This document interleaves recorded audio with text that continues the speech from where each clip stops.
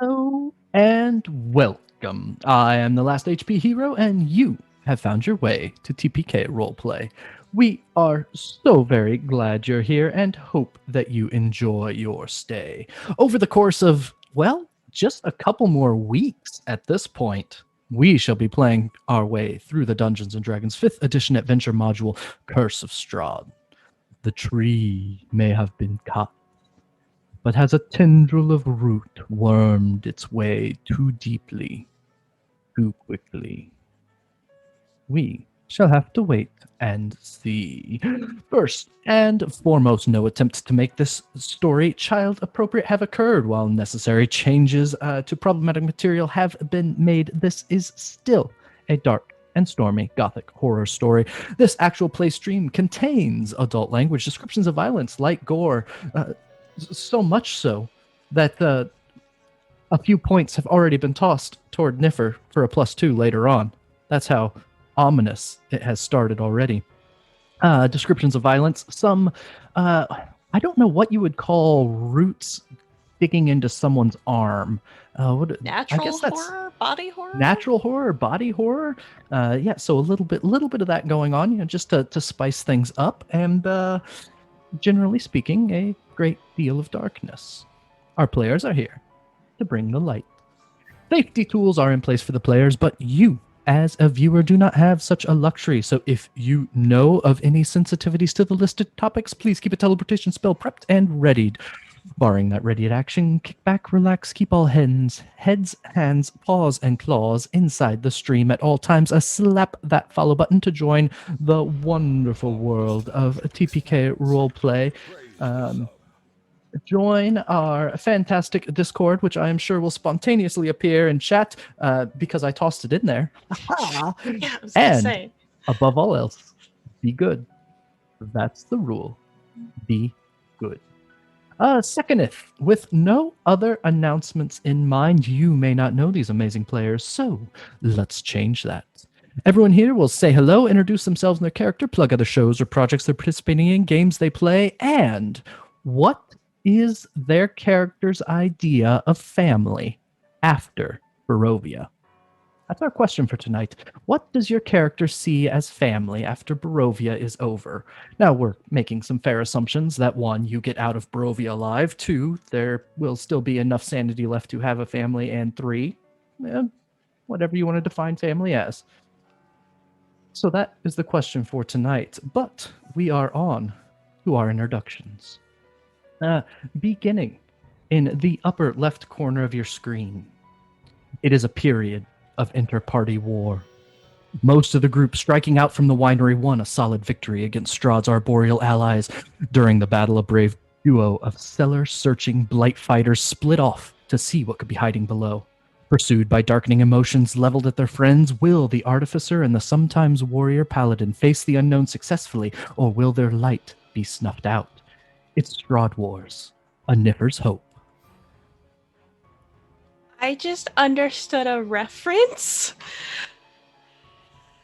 Yay! That made me feel so good. Yes, hi, it's me, Niffer Niff. I'm playing Bright, the Genasi Tiefling Artificer. For now, I'm not worried. I don't have a backup character. It's fine.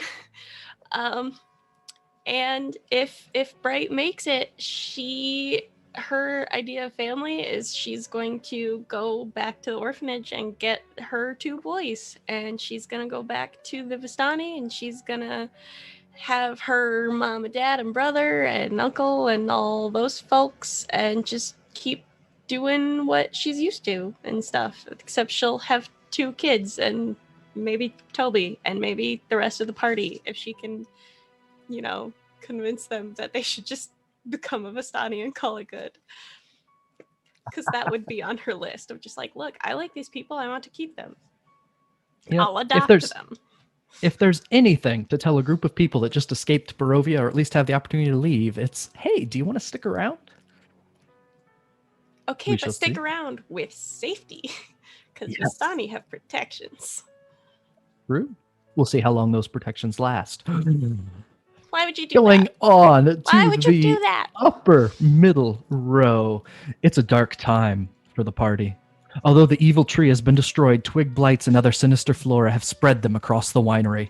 Ignoring the gnawing darkness literally rooting in his chest, one barbarian seeks out his own path despite the emotions of his allies. The evil Lord Strahd, curious about this aggressive interloper, has sent his own forces to probe a darkening heart. Noir Enigma strikes back. Yeah, I got a stick, baby. That's family for you. What's family? The stick I just found. It called me Papa, and now I love it forever. And I'm gonna see if I can learn to control twig blights and destroy my enemies with it.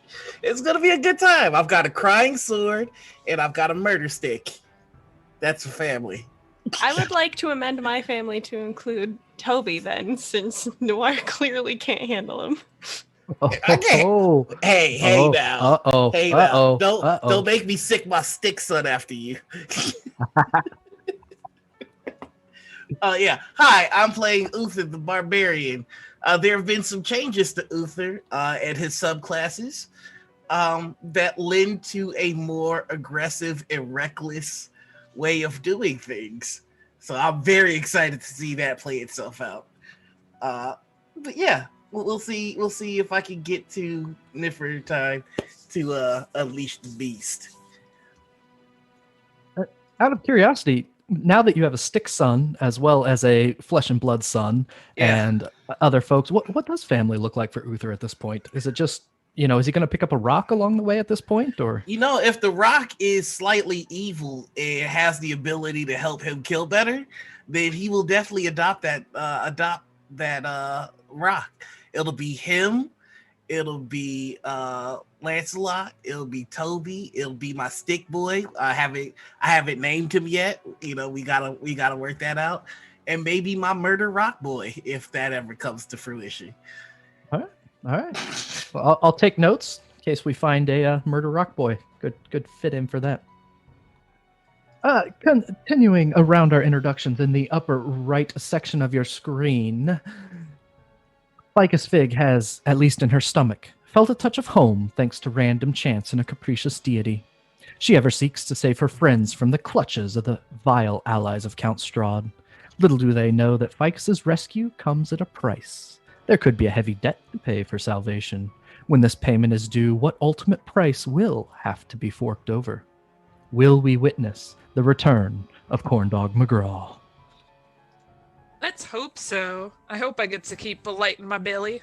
Hey everyone, it's me, Corndog McGraw. I'm playing Ficus Fig, and Ficus Fig, I think her idea of family, prior to this, was very, passive, yeah, sure, family exists, but her family was kind of like birds who shove their child out of the nest to let them fly and do their own thing, and, don't really think about the consequences of it. It was very much like that growing up, so very on her own, and is now very much dependent on other beings.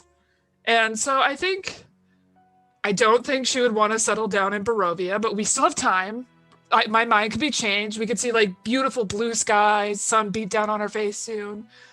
But I think she would still want to explore with this ragtag group of adventurers, even if it's just doing really mundane things, sign me up for mundane. Let's go to a peanut butter factory and make peanut butter or something like that. Because this has been stressful and she's ready for a super chill adventure that doesn't have anything to do with necromancy.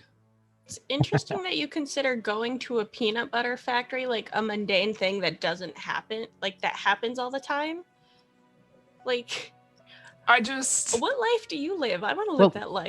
When you want to chill, you go to the peanut butter factory. Is that not everyone's it's chill out experience? I apparently have no chill. Look it up in the books of a peanut butter factory. Yep, most chill adventure, peanut butter. Good to know. Noted for future reference. Noted. Continuing around in the bottom right section of our portraits, turmoil has engulfed the party. The taxation of fractured planning causes multiple disputes. Hoping to resolve the matter peacefully, Leaf seeks to put down external threats as quickly and efficiently as possible. But will it be enough to reunite the small party of heroes?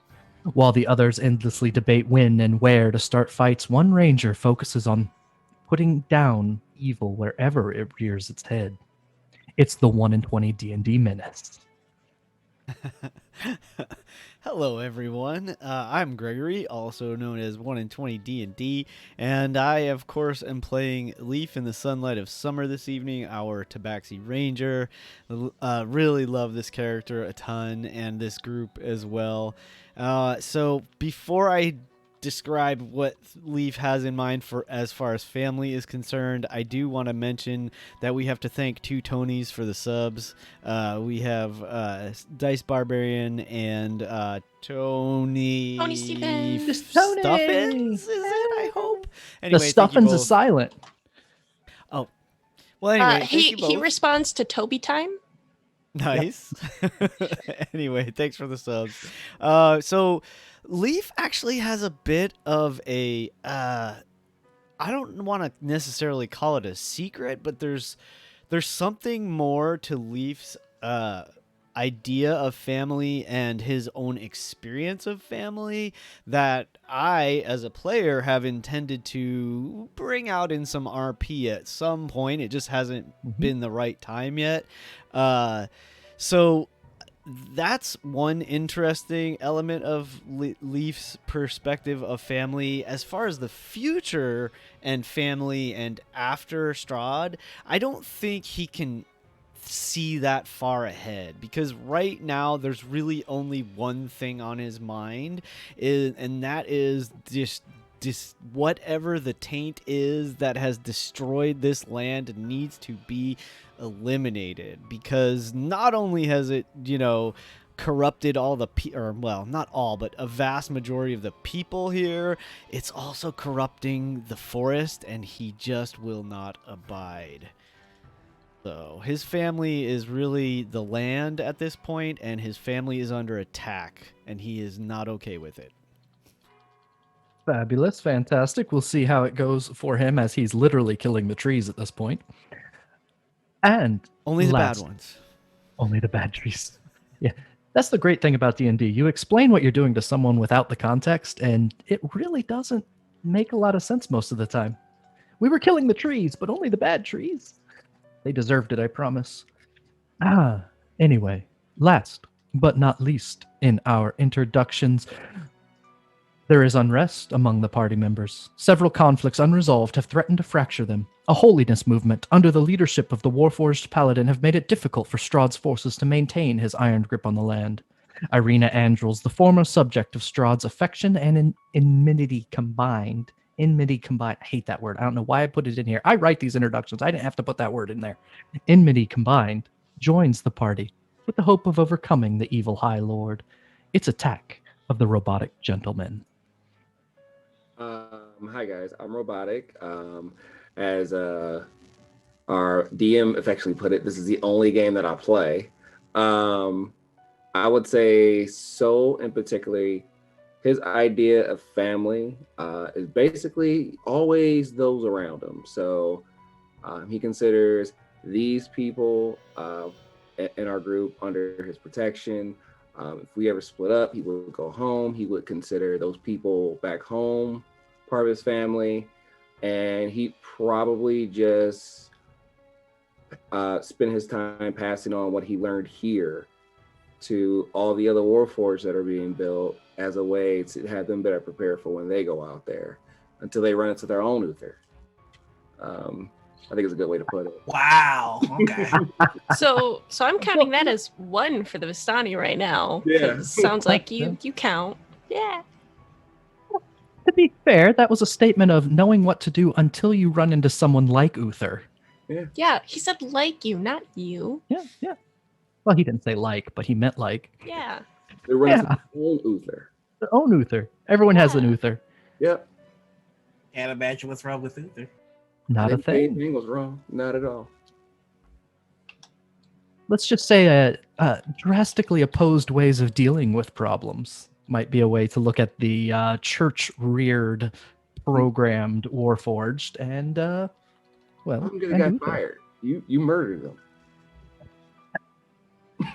Well, that is everyone. As I said, I am your humble DM, Last HP Hero, and I believe that we have a summary of last session's exploits. And if there's anything to be said, everything's fine. I'm sure it's fine. It's perfectly fine. Everything's fine. And we're off. The party is off to see the wizard, the wonderful Wizard of Wines, where they were tasked with clearing out the twig blights and the woodfolk. Ficus, having not learned her lesson from Death House, grabbed another mysterious magical object, a staff this time, and it started infesting her. I don't know words to use, but I guess that's the closest one. Leaf and Bright tried to help free her, but Uther decided to just take the staff himself to fix the problem. Bright stormed off in angst, and Uther went to go become the Lorax and awakened a giant tree.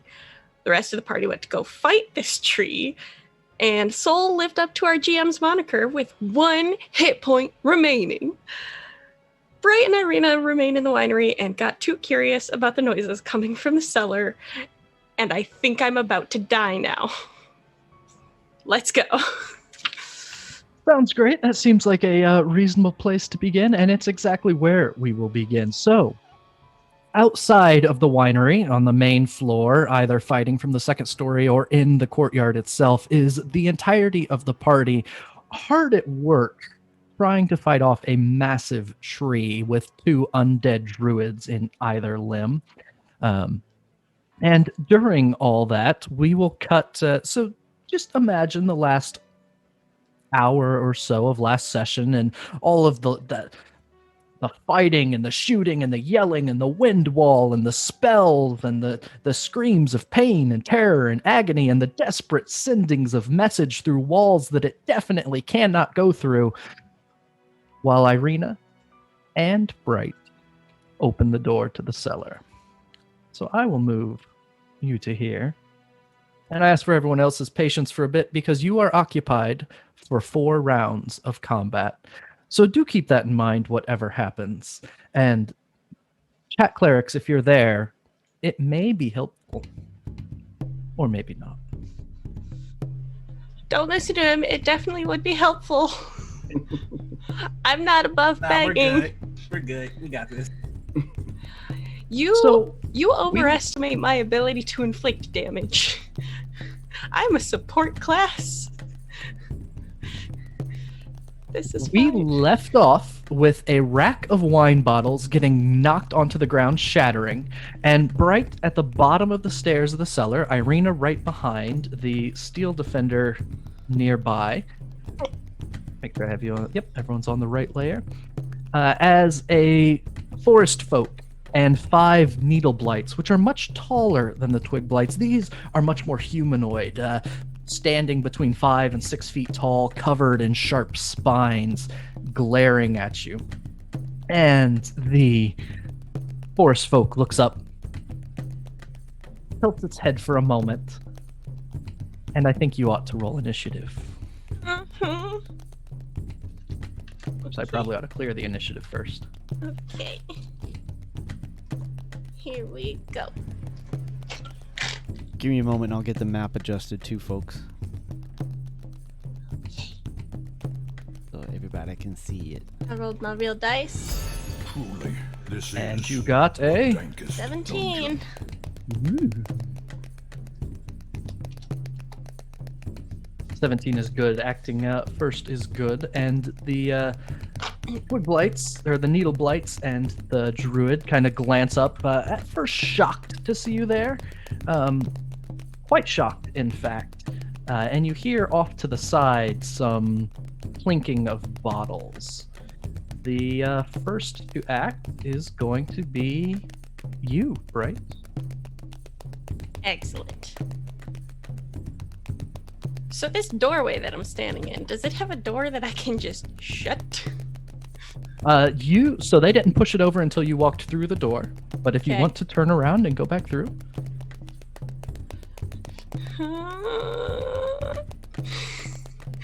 Move. running back upstairs. Uh-huh. I'd like to shut the door behind me though. And I would like to push Ireena out. Okay, so that is 40 feet to put you here. What's your full Sweet. movement? 30. 30. So I'll put you Still back on the stairs. I was gonna say You're at the top of the stairs with 20 feet left if you're doing your full run. it doesn't take like an action to like bar. Like, is there a way to lock You the could- door behind me? I want to. Locking the door would be an action, but I'll let you close I them want to with lock no. it. I want to Okay. lock it if I can. Put me at the bottom of the stairs, and it's worth locking for that. All right. So the door itself doesn't lock, but if you want to try and jam something into it, then I will Yes, let you please. make a. It'd be intelligence based. I'm okay with that. Dungeoneering's not a thing anymore, so No, but I have almost every tool imaginable. go ahead and yeah, you can give me either an intelligence check or an athletics check. Either jam something in hard or jam something in smart. Well, athletics is a 1, and my intelligence is 20, so I think we know what I'm picking here.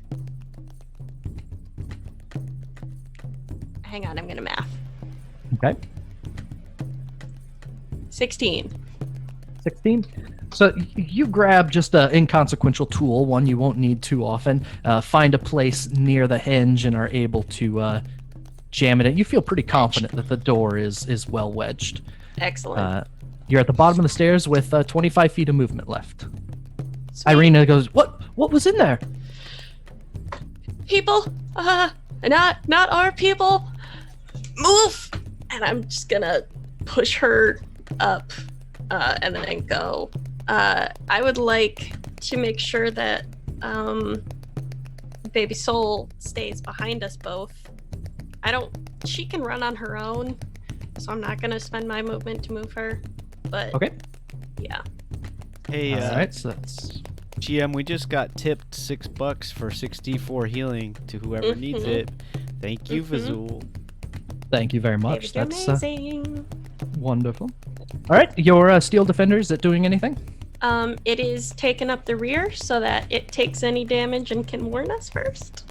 Okay, and it moves on your turn, so I'm going to put it up right behind you. Okay. All right, sound good. It's gonna there- leave space for Ireena to fit in between us. Sounds good. There is some noise coming down from below.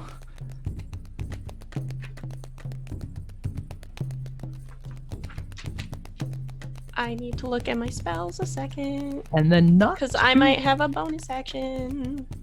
All right, you go ahead and look at your spells. Yes, I would like to cast Branding Smite, please. All right, go as a ahead. Bonus action. Pretty sure that's a bonus action. Sounds like a bonus action. Yeah, it's a bonus action. We're good. Okay. Yeah, I'm gonna just do that on my stick. All right, you have a branded smite stick at the moment. Branded Smite stick. And then from in front of you, through the door into where the distilling vats were, and off to the right, you hear an incredibly loud bang. Yay! That is that. Okay, I made it through one round. Maybe. And then to your left in that room, there is another incredibly loud bang, and this one is accompanied by the sound of something shattering.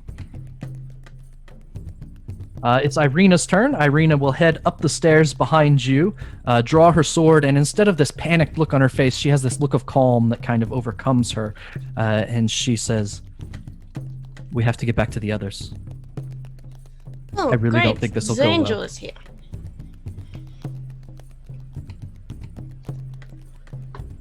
And she will, basically just prepare herself for what comes next.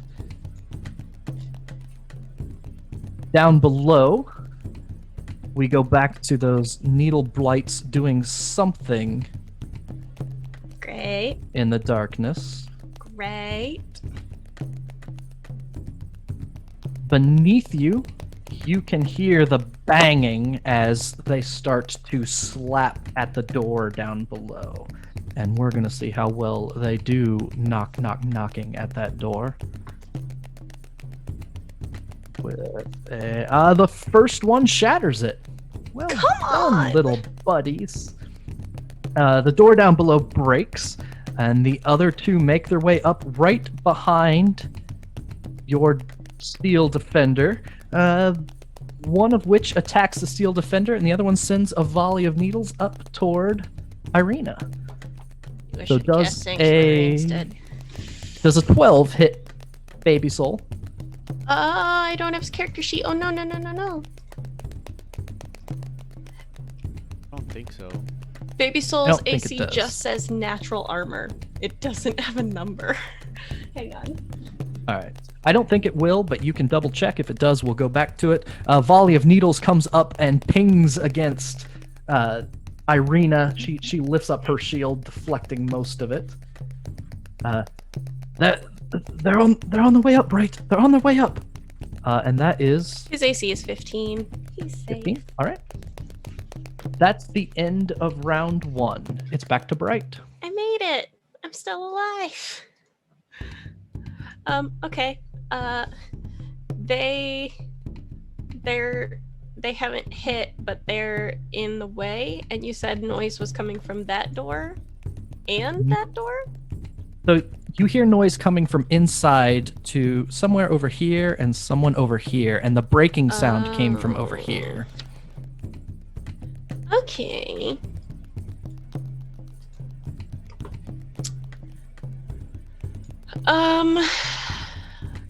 Okay. I couldn't come stand right here and be able to hit whoever's hitting Baby Soul, right? No, you wouldn't be able to. Okay. You can see them, Oh, and you I can can- cast a spell at them of some kind if you would like. Can I have at some point shared space though to like walk through and hit people, right? Yes. I'll do that. First, I am going to use a bonus action to cast Sanctuary on... Shoot. Yeah, on Ireena, not me. Okay. I dragged her into this. This is my fault. So I've cast Sanctuary on Ireena.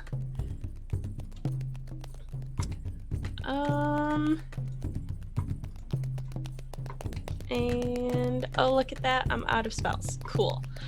And I'm going to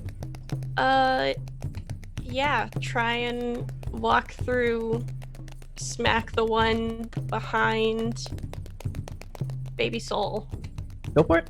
and then hopefully shake it enough for us to leave out this door. All right. Walking my plan through so that when I say it out loud, it makes sense. Is that a door or a window? This, That looks like a window. I This will one's make a it window. a door. This one's I a door. I will make it a door.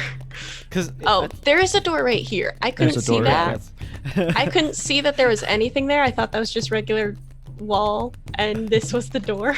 So I was like, yeah, I'll leave here. But if there's an actual door, I Mhm. will. Yeah. Anyways, I'm going to use the GM inspiration that I've been holding for a while and re-roll because I crit failed on that. Oh, no. Ooh. Hey, thanks for the raid there, Hawk Knock Dice. Oh. Hello. Hey, thank you. That's not my character sheet. I'm stressing. It's fine. My crossbow. Nope, Uh-huh. not crossbow. Quarterstaff Yep. has 16. I'm gonna add my +2s to that Sure. to make it a 16. 16 hits. Yes. Happy dance. It has branding smite on it, which adds additional damage to my deal. So let me pull that up again. Additional 2d6. 2d6, yes. 2d6 radiant damage. And it sheds dim light if it survives, which I hope it doesn't. So there's that. Let's go. I can do this. So 8 on the quarterstaff. Okay. plus dexterity is 2, so 10. Okay. And then 4 and 4 on radiant Okay. damage from branding smite. So the staff comes down, it hits this thing in what appears to be its head. It's something between a face and a seed pod, and it just splits, and these little black seeds fly everywhere as it crumples down on the stairs. Okay, I thought that was gonna be worse for me, so that's good. There you go. Now we're leaving. Okay. Anything else? So I move 5, 10 to get there, 15, 20, 25. I'm almost to the door. I grabbed the wrong thing. There we go. This Okay. could still end fine. Sure. There is another bang and the sound of shattering coming from the room next to you. Okay. And you can hear sounds just outside the door. Well, it's a good thing we're getting out to probably a safer place. There is another sound that sounds something like the shifting of leaves and twigs, and right outside the door that comes up next to this other one. And there is a very heavy thump that lands against the door. The door And that it I'm right by. No, not that one, the one Okay. behind you. I'm like, the one that I'm about to walk through? Don't do that to me. And it immediately gives way. This door shatters, and just on the other side of the door, you can see one of the forest folk, the horns on their headdress high, with this grin on their face and a quarterstaff in hand. And next to them is this 8-foot tall pile of detritus, of leaves and sticks and twigs that a massive tendril has just wasted the door, breaking it open off its hinge. That's its turn. Ireena looks over to you, looks up at that, and goes, right? Door, now! And Ireena looks back and takes a deep breath and steps in front of the open door with Or her that. sword out. And, Well, she has sanctuary, and trees can't be that wise, so... she Hopeful? looks over her shoulder and says, try and run, Bright. Just try and run. And she takes a swing at the druid, because the shambling mound's going to have cover. Rolls terribly, but does hit him, Oh! because I hate it when she misses. And with 12, she leans in with her rapier, and the blade pierces into this druid, just hits his...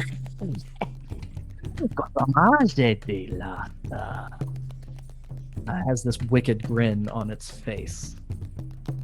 That's Ireena's turn. She will look. Did you want to move your baby soul Yes, I anywhere? would like to move my dog. Sure. He's right there. He was again leaving space for Ireena to just fill the gap, but no, she's gonna be a hero or whatnot. This is fine. Storming up the stairs are 2 needle blights. The first one takes a swing at Ireena with its claws lashing out, trying to slash her, Wisdom and save. lands. Needs to do a wisdom save. A 16. That probably is fine. And rolled a crit to hit. I hate it when that happens. Yep, 16 is my DC. Oh, that's so frustrating. So its claws lash out, and Ireena's distracted by the shambling mound and this druid, and its claws find a chink underneath her shield, enter her armor, and deal quite a bit of damage to the poor Ireena. She called out, "Ow! Oh, it'll be fine. It will be fine." And then this one launches a volley of spikes at Which her. one? This one? The second one down there, so it'll That attempt one? its Okay. wisdom save. But it can't really see you over that. They That's are fine. incredibly dumb. Rolls a natural 1. It can't Aha! do that. You have full cover, so it kind of just looks around confused for a minute. And tries to push its way up instead. Is this one doing anything? That one attacked. That's the one that crit on Ireena. Oh, okay. I thought you were Nope, did the- it'll be right there. right. There are 2 more that run into the room here. That's them, and we are at round 2. Yay! Bright, go ahead. I'm not just gonna leave her. All that I have is produce flame, but they're trees, so I'm gonna do that. Oh, hang on.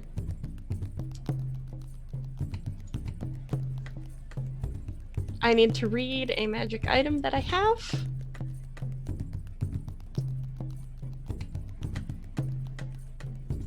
Okay. I have so many different things on my character sheet. I'm so sorry. I'm so sorry. Yeah. Can I come up here? Share space with Ireena a second to cast Burning Hands out this direction, Absolutely. please. And Burning Hands is, if I recall, a... can't remember what type of save, but it's a save. Dexterity, I believe. Thank you.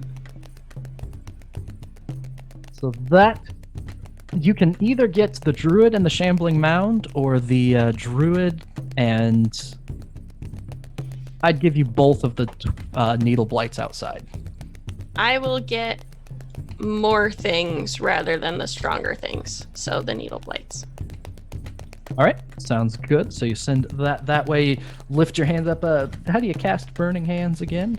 So I'm a fire genasi, so this comes from my heritage, and so all of her kind of mottled and like almost blistery red skin just kind of lights up from her palms, and she just pushes it out of her hands in a cone towards these people. DC 16 dexterity save. All 3 fails. What's the damage? I was not expecting that to work, so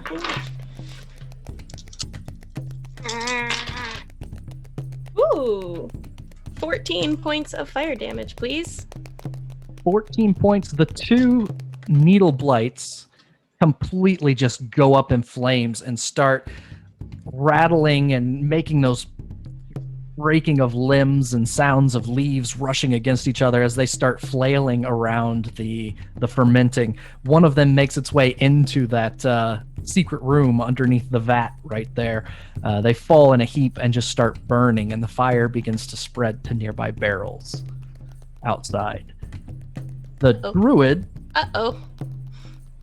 is also completely incinerated. Yes! Seems to just huge smile on their face, cackling as they fall.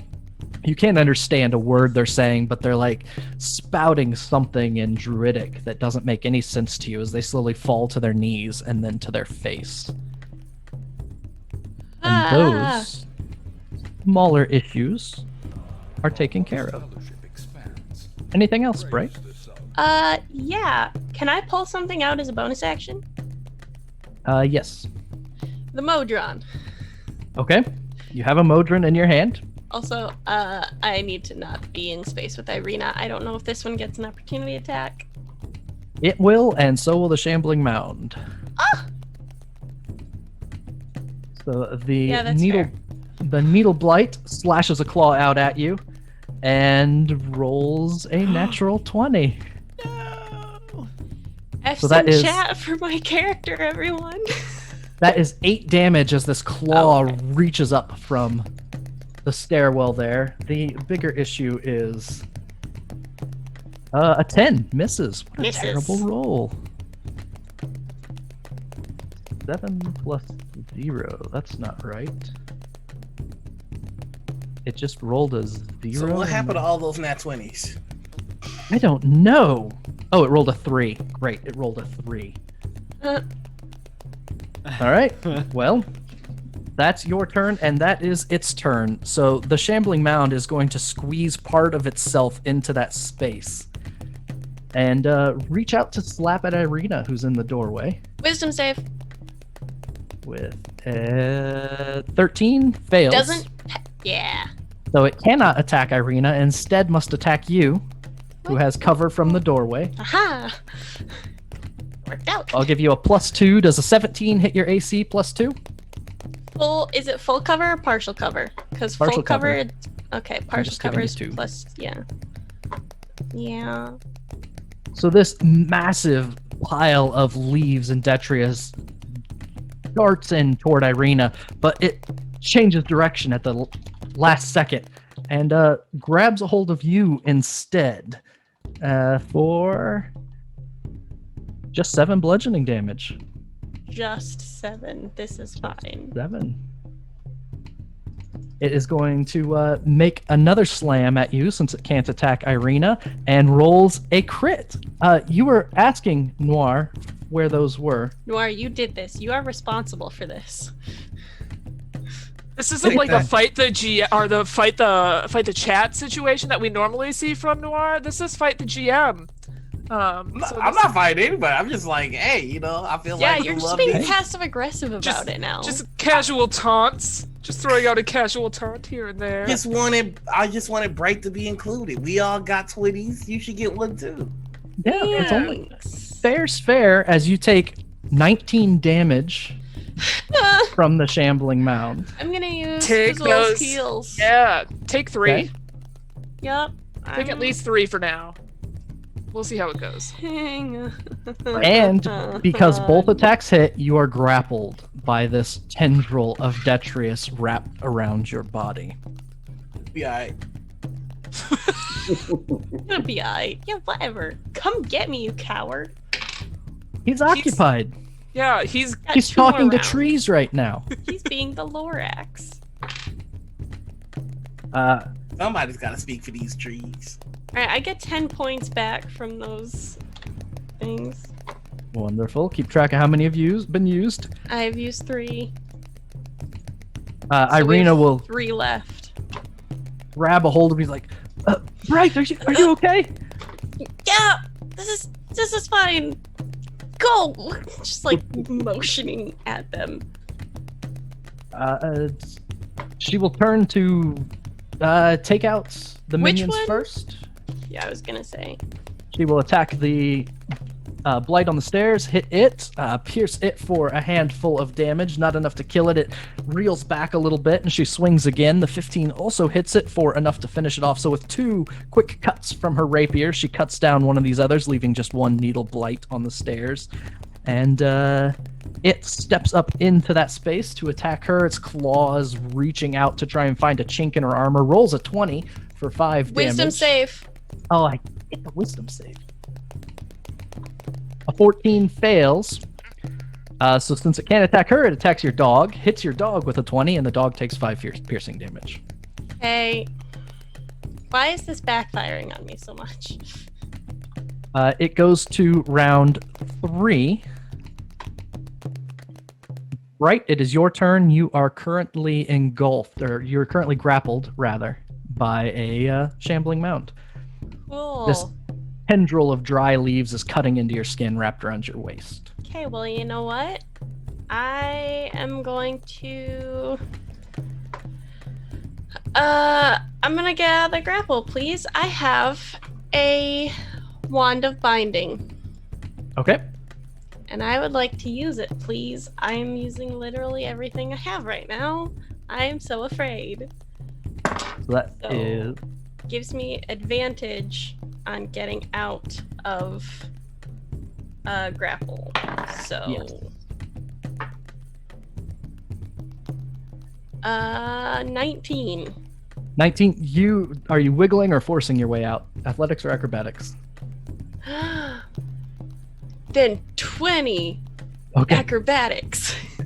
You start wiggling your way out, and you are able to squeeze out from the grip of this shambling Yeah. mound as its tendril just snaps shut behind you. That is... That's my action. Hmm.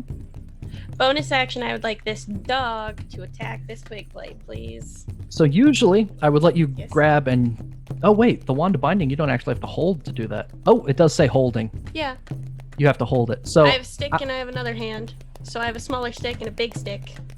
okay. Can I grab Now it? I'd require you to use a bonus action Okay. to reach in and grab it while you're wrapped around. So Good all you deal. have left is your movement. Good deal. I'm not moving. I don't want things to get me again.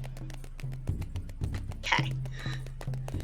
My dog's gonna be around for helping. Okay.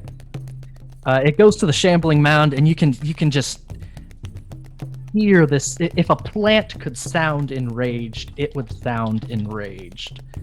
And it will reach out at you again. A 13 is not going to hit you as it tries to slap you with its tendril. It bounces off the door frame. Its second tendril is a 24, which will hit you for 16 bludgeoning damage.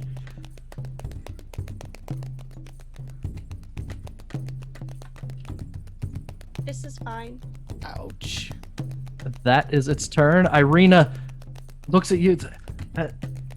Right, are you doing okay? Do you need healing, or should I fight? You're an angel. Fight! Come on! I'm getting used to this body still. She swings at the shambling mound because the twig blight is not really a threat to her anymore. Misses it with her first attack. Attempts again with a critical hit. Hey, there we go. There we go. She That's is what going we to needed. pop her very last Do it, damage do it, popper. Do it. Thank you for not telling us what that is. for Divine Smite. There it is. So that's another 2d8. I couldn't remember if it was 8s or 6s.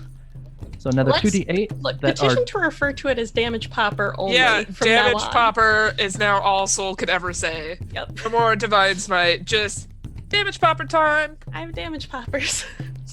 I don't remember Because- that being taught at church. it's an older version. It's an older part of the theology. So she rolls amazingly, doubles that to 24, 34, 35, does 41 damage in one Always- swing to Always this love thing. your angels. Wow, that was significant in ways I wasn't expecting. 41. This plant reels back, parts of it moving away from the doorway, other parts moving closer, chunks of it are flying off. Ireena swings, or that was her second attack, so she kind of looks at Bright and says, well, so far so good. Yeah. Does a 15 break through your sanctuary? No, it does not. So instead, the thing will attack your dog. The needle blight claws at the dog, seems confused and frustrated by Ireena, doesn't do any damage to her. We get to the top of round 4, and at the end of this round, everyone else is back in. So, Oh, Bright, we got this. It's fine. it's your turn. Okay, just reading all my features again. Mhm. Okay. So, how do I activate the Modron? It would take a... Well, I think I have it as a bonus action in there. Did I write it down? If I don't didn't, know. will I look just here got handed a shortly. box with a face on it. Let me go to the magic items, the DM's version, and take a look. I'll just call it a bonus action for now. And if I Okay. was wrong, I'll check it later. So yeah, you can attempt to activate it with a bonus action. So many of my things require bonus actions.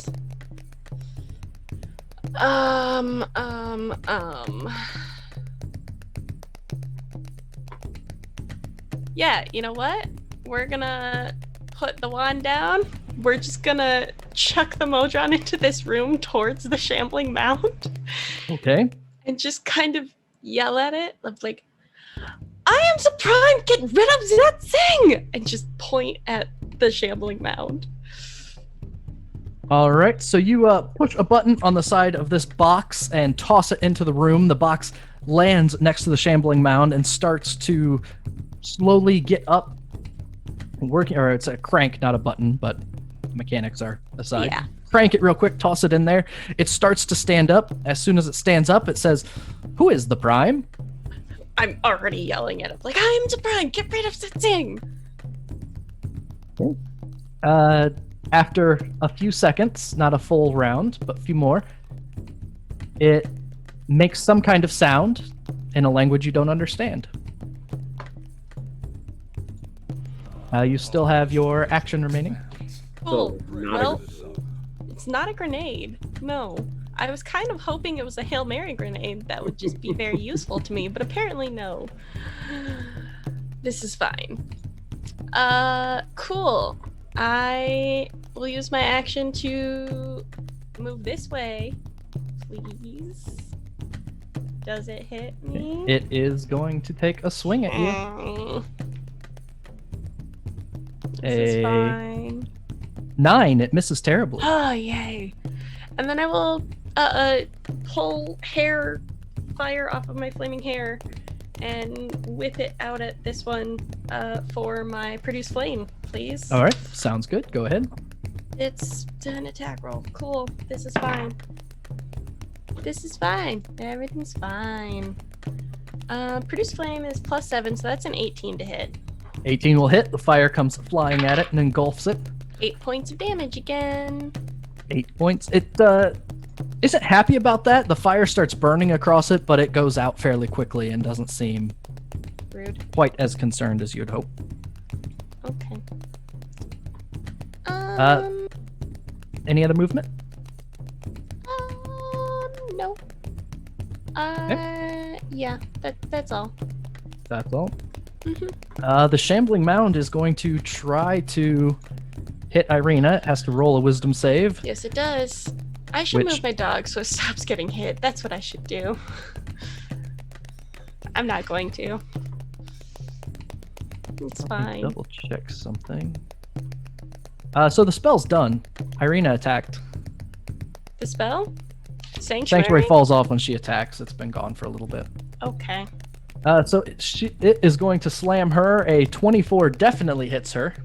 Oof. It does 16 No. damage. Disadvantage because of my dog. So the other side was a crit. So 24 is the lower of the two, which lands I for hate 16 this. damage. The blow hits Ireena hard. And she kind of falls to one knee under the blow. Right, you have to find a way out. Find the others. And it I mean, will... I can see his way out. It's right there, but we need to get rid of them first or they'll just follow us. It will swing with its other attack with disadvantage because of the dog and still get a 21 and a 26 Hello. to hit for 18. That, as chat can see, is exactly how many hit points Ireena has left, as she is wrapped in tendrils and falls unconscious Guys, I killed the NPC. on the ground. I killed the NPC. It is That's what her Noir's turn, entire time. and she is going to make a death save. Can we use one of the heals on her? The fact that Noir unmuted to laugh Yeah, that's. about her finally dying after how much shit Uther has given her, like, this entire time. Like, I just felt like Uther was, like, just coming through consciousness to see this happen and just laughed in the background. Cheers, y'all. Well, I can't blame him for her dying this time. The needle blight will scramble over Ireena's body that's wrapped in an arm of one of this shambling mound and try and claw at you, Bray. A 20 to hit you for 6 damage as this needle blight begins flashing at you. Hey, so. I think I might use another one of those heals. How do y'all feel about that? For yourself, I'm with it. Do it. We'll just. This is just gonna be, you know, a fuck around and find out session. So let's do it. Just, Oh, I'm finding out. it's fine. To fuck around is human. To find out is divine. Please That- embroider that. Please embroider that. I'm going to. No, That it's a good takes thing us Yeah. to the top of round 5. and I'm going to let everyone else take an action. So we're going to pause and go back to the outside of the winery where the tree just went down. Soul is injured. Uther is talking to plants. Ficus doesn't seem to be in the best of shape at all, and Leaf seems ready for a fight. The four of you can go in any order you want. Just let me know what you want to do. I think Ficus would probably be like, Bright never answered my message, and be like, what's going on inside the house? Like, as soon as she feels like there's a moment to breathe, she'd be like, where is Bright, and how dare she not answer my message? Do we hear signs of a kerfuffle? Yeah, can we hear that walloping mound of swampness inside the establishment? Just finished your fight outside, and the noise of the twig blights in the vineyard would keep anyone from really hearing anything specific. We're still outside though, right? No, you might You're be still outside. You might be able to hear me just screeching at Ireena. I mean, Ficus would be like, why didn't Bright come? Because she would think that that was unnatural, even if she doesn't really know that her spell didn't make it through the wall. She just sent it off and was still fighting, so. A magnanimous display. Hey, that's a whole lot of bits right there. Jesus Thank you, Mr. Christ. Bloodstained Sweater. That is 10 All- heals. Oh my goodness. And All 2 right. good tables. So we have a good table, We have 2 good tables. and then it's 2 good tables, and then the rest are heals. I So feel better. Oh my god! Mr. We Rogers, could thank actually you. live through this session! You got Cowards. So we so since we Give got 10 us more 3 bad heals, tables. Do it. look, No, Play this game on hard mode. I don't have my fight the chat shirt on right now. No! I need to go get my fight to check. Uther, you are not in you don't have to take the heals. I'm going to take them. So shut it. I'm gonna use the Soul rest of should also Fizzles. take some heals. Well, yeah. Soul needs to take them too. I'm But- gonna take the rest of Fizzles though, because we had 2 left, and then we just have the 10 from Mr. Rogers. Okay, so Okay. there's just 10. There's 10 heals left. There's 10 heals left. I think at least 3 should go to Soul. Maybe 4. I agree. What I gotta roll? 4 D4s. G4. 4 G4. Take 4. Yeah. All right, take so 4. there's 6 heals left. We'll And save those for later. I rolled a d6 to see where the good tables go, and I'm going to go in our introduction order. So number 1 is Bright. So Bright gets the first good table. So roll a d100 for me, Bright. The next good table is number 5, which is going to Soul. So Soul, you roll the other d100. Yay! Oh, I don't even see this. What I got a 20 and a 0. All right. So Does you that got- mean it's 30 or just 20? So a 20 and a 0 is a 30. Alright. I would like to take my turn here. Go ahead. Hang on, I'm getting a good table. It's fine. He can take his turn while I look it up. I have to find it. I was just gonna say I would like to look for Bright in the house. All right. I would also be which- going to find Bright too. I With think we Uther. all were sort of where's Bright, but before that, I as a player have a question. Go ahead. Do we know if healing works on Cellar? Everyone said that it assumes does. we have established that it does. So Yeah, yes. I've used magic potions too, so. Yes. Okay. So then, the first thing that Leaf would do is immediately run over to Solaire, having watched him just get annihilated by this tree, and try to help out a little bit. Okay, so Soul is in the middle of all these twig blights that are attacking him because he's in the vineyard. Oh yeah, So- that's right. so you- So I would try to help him get rid of those then. You'll want to meet halfway. You're not going to get rid of them. There's hundreds of them. And right now, they are incredibly pissed off. Can I make a move to actually do a full run towards the door? You can, and I also need that D100 roll from you. I didn't hear what you said. My apologies. So there's no D100 on there. There is Should Oh be. no, the in roll 20 or in I didn't Beyond. see it in D&D Beyond. You can double click or right click on the D10, and that'll give you 2d10. Oh, I I see. think that would work. I'm not positive.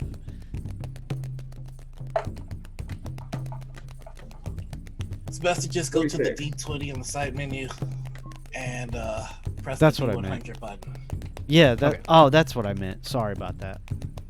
46. 46. All right. So Noir, you are running to a door. Which door are you running to?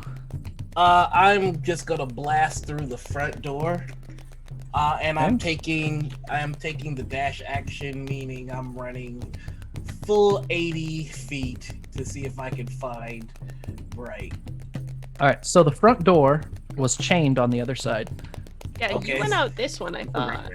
That one. I would like to bust down the door. That's fine. Go ahead Uh, and make a strength check. Now, here's my question to you, good sir. Would I still Uh-huh. be raged because the fight just ended? If the first thing Uther would do upon the fight ending within 6 seconds is run to the door to see where Bright is, then yes. Yeah, If he would that- delay in any way, then no, and I'll let you decide. He's not really delaying. He's just like, okay, let's get the other one. Sounds good then. Alrighty, so I will roll my athletics Yes. with To break the advantage. chain on the other side. That is Yes! a natural Yes! 20. Where's Bright? I'm so glad you went through the door first because now I can get through so much easier. Guys are coming to get me. I am reloading this, and I am dumping Uther. I'm still unbelievably pissed at you, but Oh, I'm not coming in to save you. I'm coming in to double tap the NPC. Just kidding. Bad table for Noir, please. Bad table for Noir. Paging one bad table for Noir. Paging one bad Smelled table for holy Noir. blood spilt and just ran to it. Like a shark with blood in the water. You smash the door open, Uther, and you see a couple things. So there is a fire raging oops. over Oh, against these Like, barrels in I'd this like wall. to point out the alcohol content of wine is not enough to be set on fire Correct. No, to but that- maintain a blaze. I've tried it. The half-empty, We all have. the empty barrels against the wall, along with the half-empty vat, has caught fire, and it's starting to spread. And it be like that. an old. It'd be like that. Get out. And as soon as you come in, the other thing that you see, Uther's just on the other side of one of these distilling vats is this massive pile of leaves and twigs that is reaching through the doorway at the back of the room. So that will be your movement and your action, and I'm stopping you right there. Well, And unless you have a bonus action to use. bonus section. What do I got for my bonus section? Nothing that I can do now. All right, sounds good. Let me go back to the rest of you, and Oh, there is something I can do. Oh, Go but ahead. I would have to drop my rage. But it's about to drop anyway. And I got one more left. So I am going to cast, because I got an extra spell slot now. I am going to cast Healing Word on myself. all right, healing word yourself away. Now, what is Next, what is next. Uther's healing word to himself? Fuck! Hey, just checking. Yay! You asked the question you did not want the answer to. I knew the answer to the question. So Ficus, you go ahead. I am moving myself because Roll20 has me where I was 2 sessions Flipping ago. that. Hang on. Just tell me which door, and I'll put you there on the right page because I have a copy of you from the Okay. tree fight that I'm going to move to the map. Was the tree fight in front of the front door or was it in front of the back door? In front of the front door. Okay, then I would basically be like just slightly behind Uther, like just running my little legs, and then Uther exploded the door, and as the door is exploding, she will have a cinematic jump through the door, and then like just keep scurrying her little legs inside because she is going to bonus action dash All right. And upon seeing the place on fire, I'll put you there. You still have your dash left. So go ahead and move your 30 feet from where you are. doodly-doo-doo-doo. She can fit between these barrels, right? She's so tiny. Yes. Yeah, everyone can, Oh. and she can Oh. most easily. Okay. Okay, bad. That's bad. Okay, good to know where everybody is. How big is the thickness here? He's 10 feet? Okay. And Bright's inside, so I don't see Bright. I see this shambling mound attacking a You doorway. see a shambling mound reaching into the back room. Okay. I am not going to be dumb. Look at me learning from my mistakes, everyone. I'm gonna go over here by this barrel and I'm gonna pew it. All right, pew it away. All right, pewing. Thanks for the raid, Nulla Forged. Yeah. Welcome. Oh, that's Getting getting so many 15. little Does raids. 15 hit the shambling mound? A 15 is exactly enough to hit a shambling mound. Yes. Yes, you got this. Is it currently engaged? It is engaged. It's holding my party member. So it actually isn't, and it isn't in both What? cases I because thought he she's was so- unconscious. Yeah, she gone. And I Oh, backed that's away. unfortunate. So that's only 7 points of piercing damage then. Okay. Gross. And that's all I can do. All right. 7 damage comes off of it, and we go to Soul and Leaf on the outside, who are running toward each other. And is Solaire currently engaged with these things, or? So anytime you're in the vineyard, they're going to attack you, and if you're still outside, they're going to attack you now at this point. So yeah, I was gonna make a move for the door that Uther just knocked over. Okay. So let's So you go say running for that the we're door? both moving towards that door to follow the rest, and so then Leaf would wait for Solaire to reach him, so that I can put a hand on your shoulder and cast Cure Wounds at the first Okay. opportunity. Soul, because of how deep you are in, and I did the counting, it's going to take both your move and your dash to get to the door. Are you fine with that? Yeah, I'm cool. All right. So you get to the door, see the fire inside, see a shambling mound reaching into the back room. Leaf, you are fine to make it to him with your normal movement. Okay, He's so I'll there. meet him at the door in that case, and then let's see if this works. First time, I am gonna upcast and make this a 2nd level Cure Wounds. Here we go. Let's see. Normally, yes. See if that works. Come on, D&D Beyond. There. Hey, did that work? I think it worked. I don't know. I Yeah. gotta check the math. 10 it points worked. of healing. 10 points of healing. Cool, thank Oh, that you. could have been a whole lot better. That's a terrible roll. You rolled a 5 and a 5 and a 3. Ugh. Exactly all right, well, average. You know eh, what? It's you know, better than It's nothing. better than being at 1. Double my health. We gave you D4s. Mm-hmm. And yep, Did you roll got some D4s D4s? that you used. That's what got him to 10. He was at 1. Ah. Oh dear. Yeah. Oh, I see. Okay, so he was up So to he's 10 at and 20 now he's now, up to yes. 20. Oh, good. That's way better Yeah. than I missed that D4 roll there. Yep. So, okay, perfect. Hey, So, I'm yeah. Dude, I still Beautiful. have- You started at 1. So No. I was gonna ask, do I still have an action? no, it took your dash to get there because of where you were. You have a bonus action if you want to use a bonus action. No, not at the moment. I'm good. Just So getting- for the good table for Soul, one of the ravens that has been around here flies down and lands on your shoulder in the middle of this fight, and you can hear something in your mind. It doesn't seem like words at first, but before long it takes shape, and you can feel yourself connecting with this raven. And the raven speaks to you within your mind and says, "Blessings of the Morning Lord upon you. I've been sent to give you aid." You have a raven familiar. So That's you can a really give it good omen commands. there. Oh, sorry. You can give it commands. It acts independently of you. If it's within 100 feet of you, you can communicate with it telepathically. As an action, you can see through your familiar's eyes and hear through their ears till the start of your next turn, gaining any benefits of them.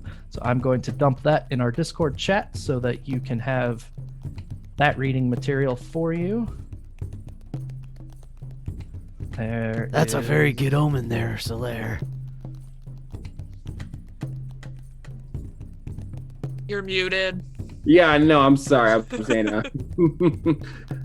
I was saying thank you to chat for that awesome. Thank you, Mr. Rogers. Yes, thank you very much, man. Best neighborhood around.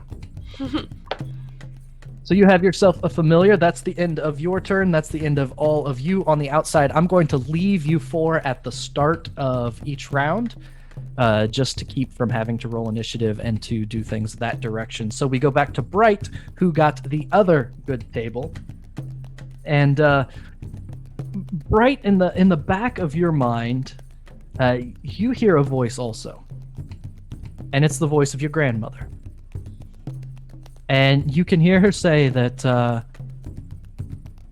I've been watching over you. I have been seeing what you have been doing, and how you have been acting, and how strong and brave you have been in this land. And for that, I thank you. And as the seeker of this land, I offer you this gift. Resolution. Choose one of your allies, and they shall stand before me in judgment, with you seeking to forgive or imprison them for their crimes. I will give you a few moments to think about it, and then you shall name them aloud, and they shall stand trial. Grandma, I'm in the middle of a fight. Some That's things, out of character, but like that's how I feel right now. some things cannot wait. Go ahead and take your turn, Bright. At your next turn, you will need to name one of your allies or enemies out loud, and they will stand before trial with Mother Ava as the judge. Yo, choose Strahd. Yeah, I was like, let's wrap it up. Done. No, don't you Strahd. Can I do that? Can I just set my grandma on Strahd right now? Like strike me down? He's gonna laugh. That's what's gonna I happen. mean, yeah. Oh yeah. Your turn, Bright. Anyways. So this thing's being a hassle. How is my other good table buddy doing with this Modron? Is he... It is making its way out of the fire and just wandering around, and every couple seconds it is saying something, and you Oh speak my enough languages gosh. that every once in a while you can hear it say, "Who is the prime?" in a different language. Yeah, I'll get to that later, I guess. I don't know how that works, and I don't have enough spoons or brain cells to figure it out. This is fine. I would like... He's down by 5 hit points right now. I need to change that. There we go. Well, I would not like, but I guess this is what has to happen. I would like to just make 2 attacks at this guy in front of me, please, because Go ahead. he needs to be out of my way. So the first one, here's my stick.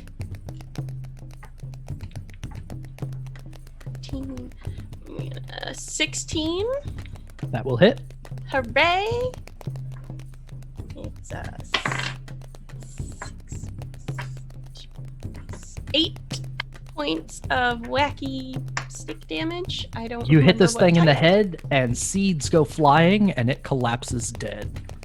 Cool. I forgot Ireena's dead in front of me. Oh no. She is on the ground, bleeding out. Yes. That is not the plan that I made in my head. Frick. Okay. Well, that's a oops. Don't Can worry, I'll stabilize her. No, you won't. You're gonna kill her. No, I have a spell specifically for this. Spare the dying. Okay, I don't know that you're there. I have not heard them. Yeah, over the- Thick Boy McGee is currently blocking the doorway with his. Between the fire, the fight, and a shambling mound and Ireena dying, it's safe to say I'm a that little busy. I don't Bright's still think that you're clueless. coming. Understatement. I am going to not make a second attack because there's no one to hit me. okay. I'm going to move this way and Okay. drag Ireena out if I can. So I'll let you drag her one space away from the shambling mound. Tank it. Anything else? Like the bonus action command my dog to force empowered rend that guy. All right. Attack away. I'm probably going to regret this. I'm going to have to rebuild my dog again. I don't know what he does.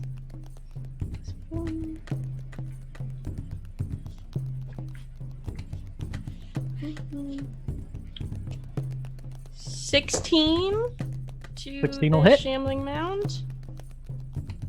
Cool. His force empowered rend is 1d8 plus 2 damage. So d8's been really good. That's 8 points of force damage on him from his Whittle Teefers. Your miniature soul bites at a shambling mound, and He is a bipedal person right now. I really like that he's biting. reaches out, takes a chunk out of that. The Good. force works its way through it. The mound metal kind dog. of ripples in response. And because this thing is dumb as all get out, it will attack the dog. Oh no. So that is a 21 Yep. to hit the soul for 16 damage, and a 14. Ah. The second one doesn't hit. Okay, just 16 damage. I regret everything. And Ireena attempts a death save. And fails. Do I have... Never mind. I'm not making that choice yet. I need to do math a second. I don't know what little soul's hit points are. Okay, Right now. go ahead and work that out, and it'll Thank come up when we you. come back around. The fire begins to spread more, Oh, as Okay. fire does when as left it's unattended. wont to do. There's just a little Modron wandering around in it. This is fine. It keeps moving away from the flames and is essentially, so what Uther, Soul, and Ficus would see is there is a Modron, this spindly legs, that's just wandering around this room, looking around, and every once in a while you understand it in a different language you speak, saying, "Who is the Prime?" And we go to the 4 that just got here. Uther, you were at the front of the pack, so Uther, why don't you go ahead and take your turn? All right, I'd like to yeet my way down to wherever all the action's happening. All right. You are 5 feet away from a giant angry plant. And before I do what I gotta do, I will like to try and reach out to my stick son and be like,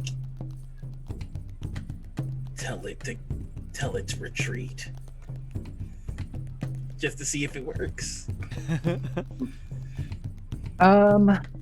If you want to spend an action trying to use it, I'll let you use your action to try and get it to do something. If you just want to speak to it, then I'll give you a I will response. use my action. Okay. Go ahead and give me a persuasion check. Well, that's a God perception. bless. Don't What don't a mind that. that. Don't mind that. That's the wrong one. That's Jinx. no chance I can get advantage, is there? You know, sometimes that's just what the dice do. Jinxed it. You Son of a bitch. you pour your wishes into this staff, and it's reverted, and so you only get these emotions sent back to you. It's empathetic at this point, not vocal, and you get this sense of confusion, of not understanding, because the sense that you're getting is that this is your stick son's friend. Why would it do anything to it? All right, well, we tried Bonus that. action. As a bonus action, I'm whipping out grief, Yep. and I'm just going to yell, "Everybody should get back now!" And I'm gonna make a wisdom save. Do you want to use your movement first, or you want to do that in the doorway? I'm gonna move as close to the baddies as I can. Down there, perhaps? Yeah, that'll do. Okay. And What's the Yeah. radius on this? Yeah, I was gonna say, 10 are you gonna feet. kill my 10 dog feet. right now? Probably. No, I think your dog's okay. I think it's just no, maybe. It'd be like that. Whoops, sorry. So that's a fail for me. A fail for the shambling mound, and a wisdom save from Soul, unless it's immune to psychic. You know, I was gonna say Strahd, but you hurt my dog. How many times have I saved that fucking dog? I knew, I have- 14. I knew Uther was coming up. I knew that. I 14? saved that damn dog. I don't want to hear it. Does a That's a 14 fail. pass. That is a fail. You're gonna murder my dog. Go ahead and roll damage. We're all about to take 3d10 damage. You'll be alright.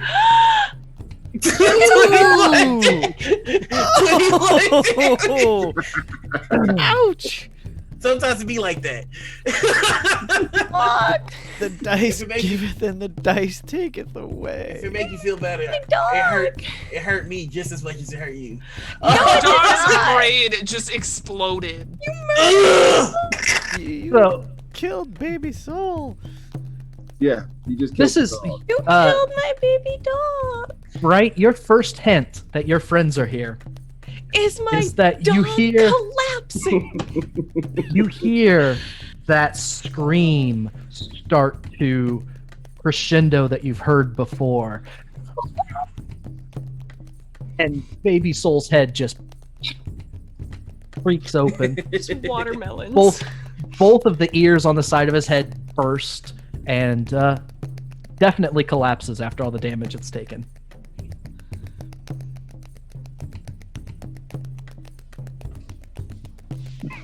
And we go to let's see, Ficus. You were the one that was next, I believe. Ficus stuff is out going there, to you can realize pretty that much we're do inside a whatever you burning want. building, and it's going to collapse on us You can soon break if we don't do something about and it. get people to live. Look at that, using her intelligence. Thank you. She's going to cast Control Flames and Okay. just start extinguishing fire where she can because she doesn't want this building to collapse on top of her friends. Remind me how much fire you control at a time. Only a 5-foot cube because it is a cantrip. So All right. she's just like bloop, bloop, and essentially she's going to be playing Minecraft through this establishment for the next multiple turns because she's not even going to move or anything. She's just focusing on putting out this fire.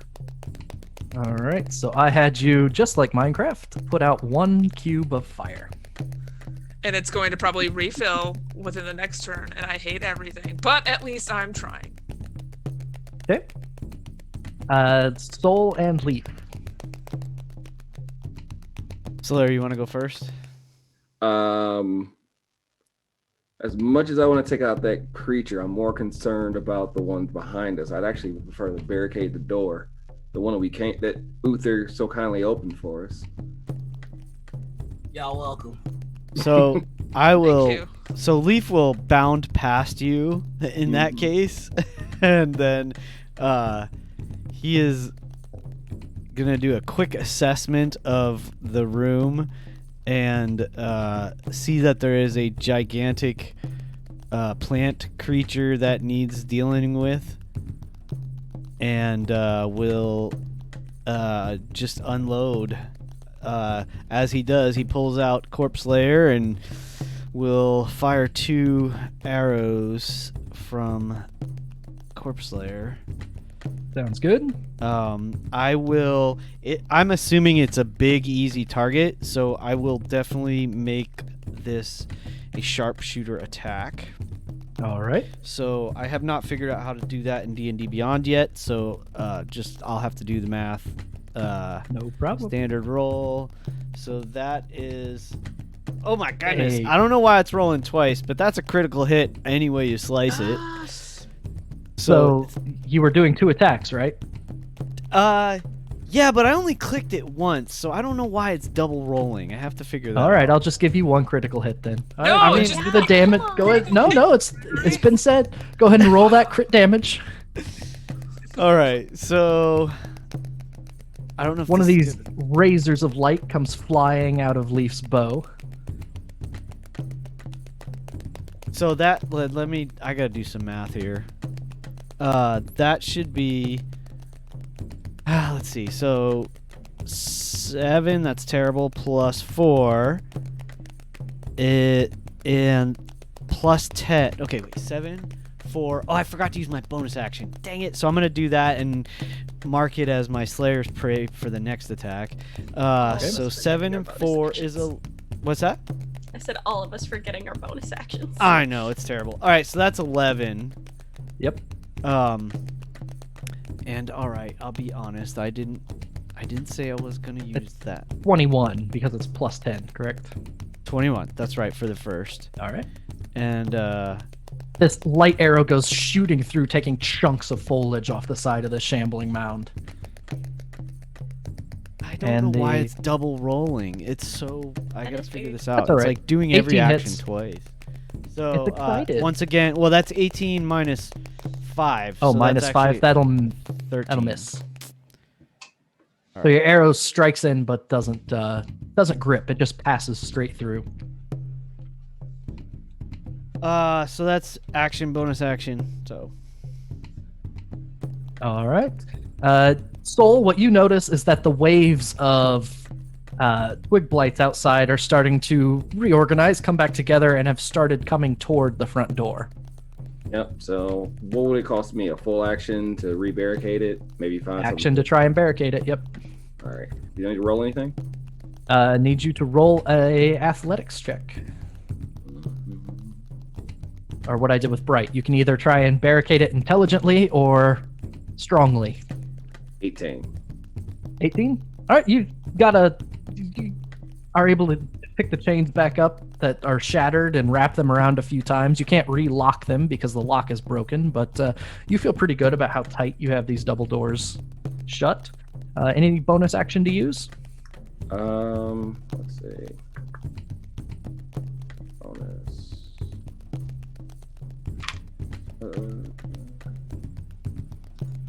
And how far away is Leaf? Oh, Leaf's not within. Wait, in touch. You can be within touch of anyone. Okay. Well, I mean, not everyone. Well, everyone but Bright, who's scrambling for the back door. Let's see. In that case, I got one more. Oh, I can't get my first level count. Never mind. I'm out of spells. Okay, Mood. that is it. Same. I have 1 second level left that I'm saving. Saving. You have a dead angel on the floor. You know what? That was the original plan of healing her and have the dog make the attack against the blight, and then it got to be my turn and I panicked, so I hit the blight and didn't. Oh, how many death saves has the angel made so far? One. None. Oh, please. No. She's failed 1. She's failed 1. Yes. I thought she failed 2. We're almost there. Wait, I thought she failed 2 already. No. Oh, she she's failed won. too? No, No, the she next has one's one. coming up in like a hot second. Oh God, let's hope we roll a 1, baby. Shut We go to up.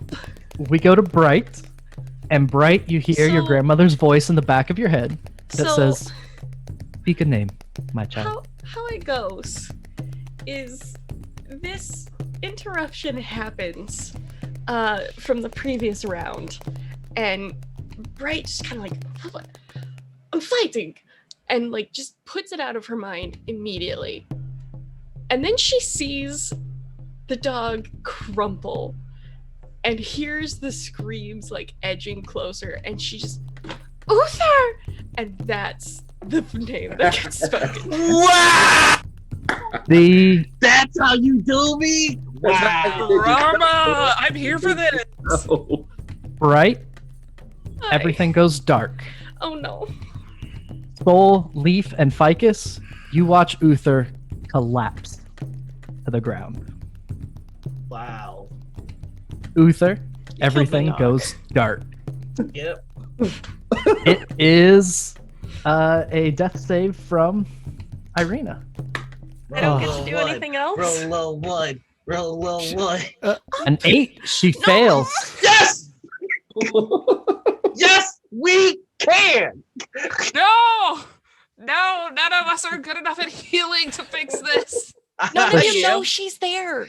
None of you know she is there. I was. The I know, only that's like the one. worst part is that this could happen again next round. And I could have healed her. The shambling mound is going to wriggle over the top of Uther's comatose body. Squeeze Just gotta past be killed. this up against Ficus. I knew I should have hid. I'm so dumb at not using my own bonus You action. could have picked Ireena and it might have healed her. What's this reroll to GM? What?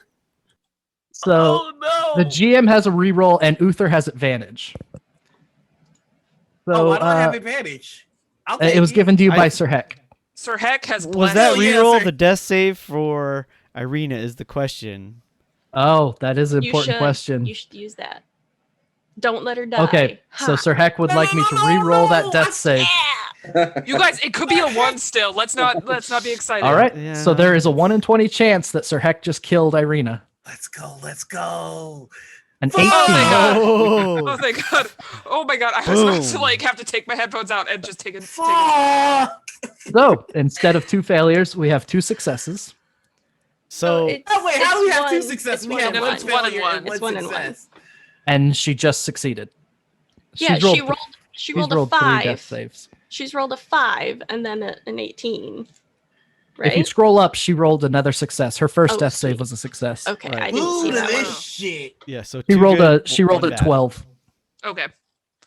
So. Oh, barf. Thanks, Alright. Sir Heck a lot. The shambling mound Ow. makes its You're- way over to Ficus, Shut up! You're getting judged right now. and it is going to try and slam Ficus with its meaty bludgeon. 24 to hit, Yeah. 18 damage. I'm gonna evade it. Oh dear. Okay. And I have a hit point now. Okay. Oh, dear. Use- has a use second heals. attack. We have heals. Use them. Use them now. I'm gonna use heals. I'm gonna use 2 of them. Okay. Roll 2d4. Hold, please. We should probably take a break after this. I You know, need after it. this fight, we're gonna I it'll need be to over just- very soon. I need Okay. to just like have do to a lap pee around the so house. bad. 7.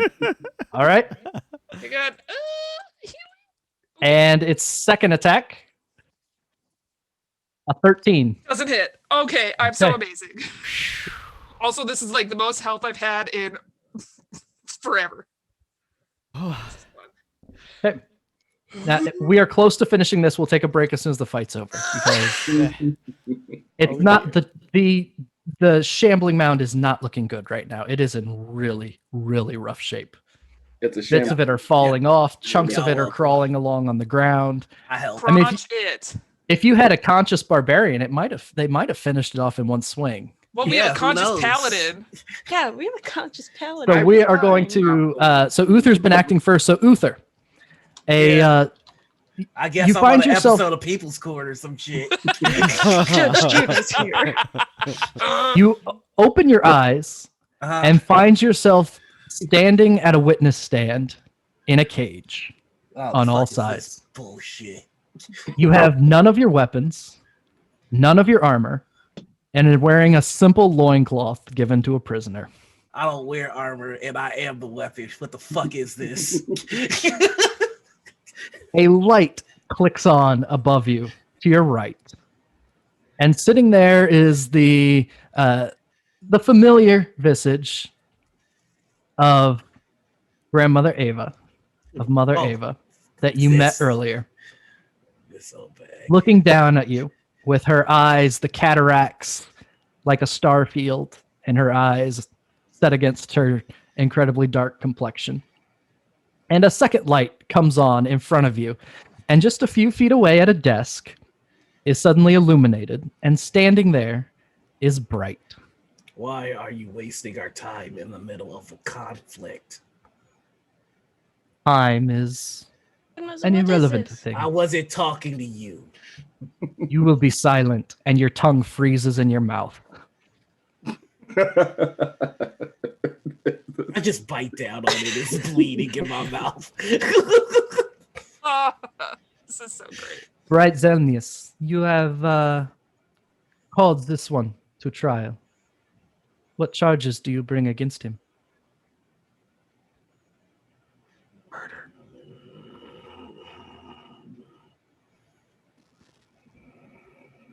Murder. Don't.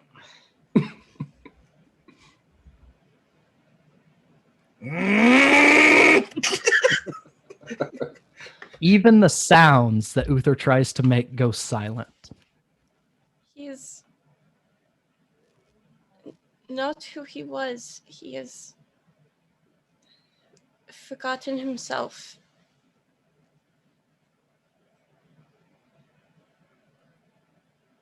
He is listening to someone besides himself, and he has forgotten what it means to be part of a family and a crew and a team and a party. And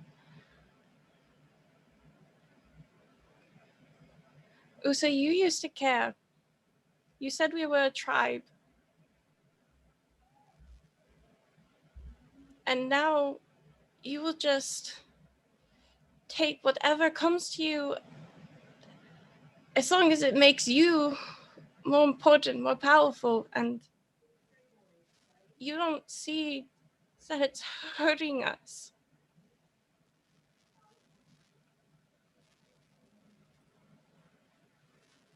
And how, child, would you like to see this resolved?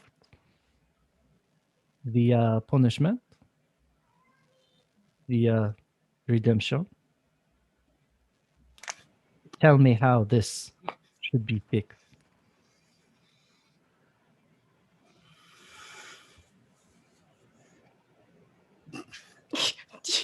Is he allowed to make these motions at me right now? You Because can I'm motion losing away. it. Okay, great, cool. That's in character. Fun. Okay.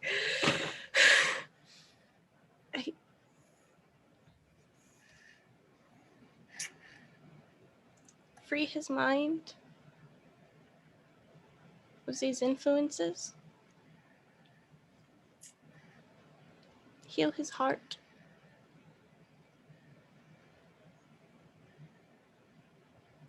A certainly ambitious goal. Mother Ava will look down at the accused, and you can feel your tongue begin to loosen, but not yet. I can see much, even though this land is much darker than it was in my youth. I can see within. I can see the tendrils of darkness weaving through. Quite literally, at the moment, in fact. This one, I know to care and be your friend. Is that how you feel about them? Or are they someone else? Friend, enemy, ally, family? This is the question you will answer, and nothing else. What have you to say for yourself?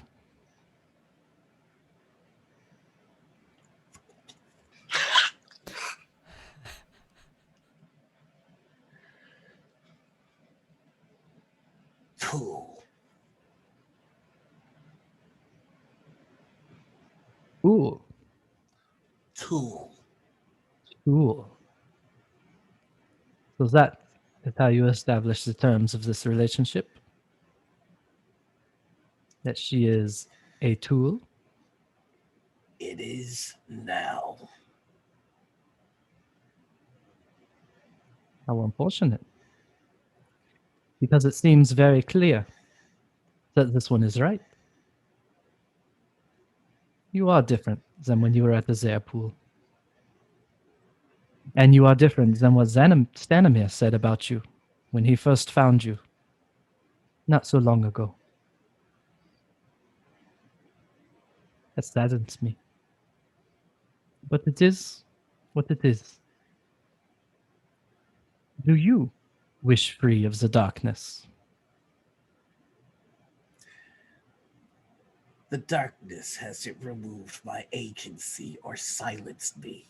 You have. The darkness Everyone. hasn't put me in a cage. You did. So you're in a cage more than any time you ever have been. Not by my grandmother, but by your own doing. Can't you see that? You have a boy. And he wants you out. And I can't get to my boy until Strahd is dead. This is not the way to make that happen. I couldn't retrieve my boy until I found him.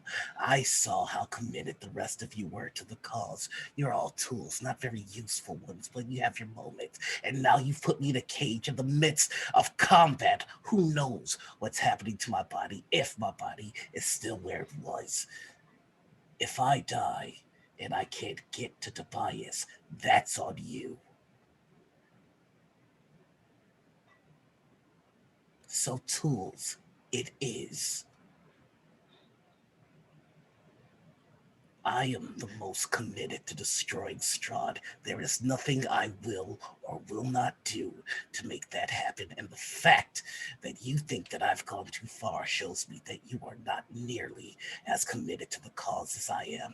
No wonder the Vistani have been here for centuries and Strahd has lived. Your clan, your family, and everyone else in Barovia are failures, and I am not. Now get out of my way so I can Just do... because your way is the way you're following doesn't mean it's the only one that you think you can do.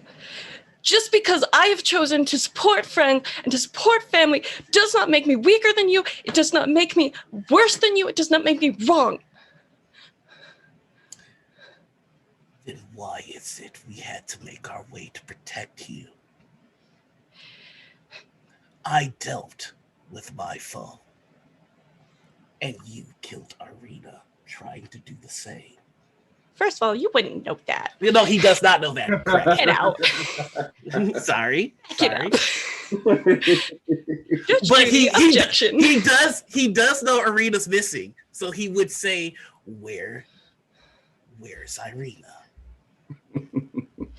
The only reason you don't know that is because you drove her and I away with your actions.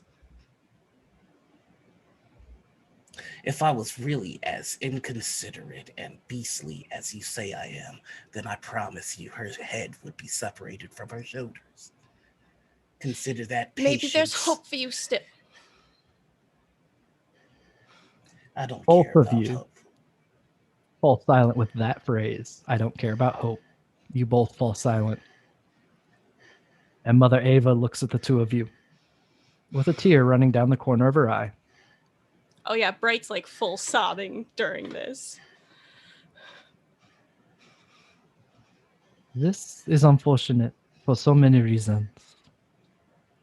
You, Barbarian, do not understand consequence. You, my bright child,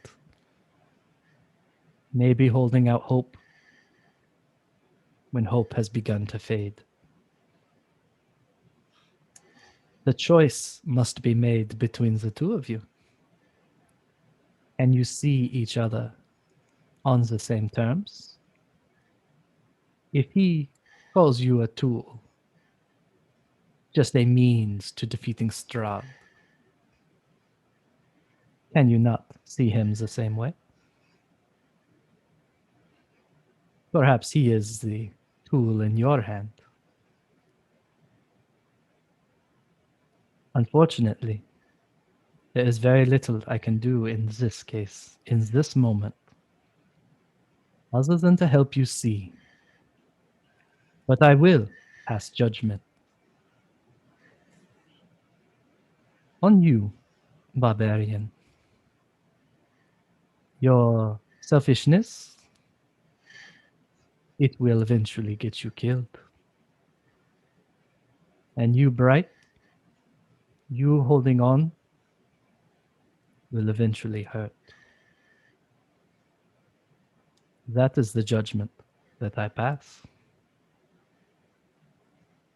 The lights go out. And that is where we're going to take a brief break instead of waiting to kill a shambling mound. Oh, thank God. I am dying over here. Yeah, that was. So, I'm shaking so bad. Wait, is it really under that? Sorry, I yelled at you. I'm not. I like yelling at each other. before That's we great. intermission, I do want just that brief moment of winding down. Lots of big feelings. Anytime playing a game, we're playing it to have fun. Everyone's still having fun. Big O. Okay. So we're going to take a couple minutes, about 5, and we will be right back with what happens when Uther wakes. Back from that short break. I hope you took a minute to stretch, get something to drink, use the facilities, and consider what in the world to do to process the wonderful conversation between Mother Ava, Bright, and Uther. But we go back to mid-fight, and we pick up right at Uther's turn. No time has passed for anyone else at all. Uther, you are lying down, and you feel whatever you feel. I won't tell you what you feel, but the physical emotion is a tingling across your entire body. I'm actually gonna say that experience is what changes his subclass. And when he gets up, he is more mad than he has ever been. And where he has been going into rage quietly, he gets up and just shouts. And he puts down grief, and he picks up the great sword that he has, and he is just hacking away at this thing. Okay. So that is going to be One thing you realize, if you hadn't yet, because you've been a little preoccupied, you're unable to let go of your stick boy. okay. So only one-handed with your greatsword. Oh, if that's the case, then he's just going to use grief. That's fine. The other thing is go ahead and pick 2 of your skills, and not the next rest, but until the rest after, you get a +5 to any 2 of those you choose. Any 2 skills. Yep. How come he keeps getting good things? You're- Also, You're getting the same. You're getting the same thing, so you can pick through. okay, fine. I would have only Alright. given it to you, but then you named him. So Yeah, thank you. You're welcome. So Noir, out of Sweet. character. I love you. I love you too, dear. In character. Motherfucker. So that's the first attack. That's the second attack. And here's the thing that's new. After the second attack, he yells again, muscles bulging. His eyes are now red and bloodshot. And he's going to do a third attack with his... what is this called? This is a... There's a reason he can do this. Frenzy. Yeah, he's Frenzy Rage now. Okay. And so that means that that's gonna be a third one. so that will hit because you have advantage being across from Ficus, who's engaging him. So we're gonna add +3 to all of these. Okay. Let's see. So 13. Okay. 26. 26. 37. Got it. Okay. Anything else?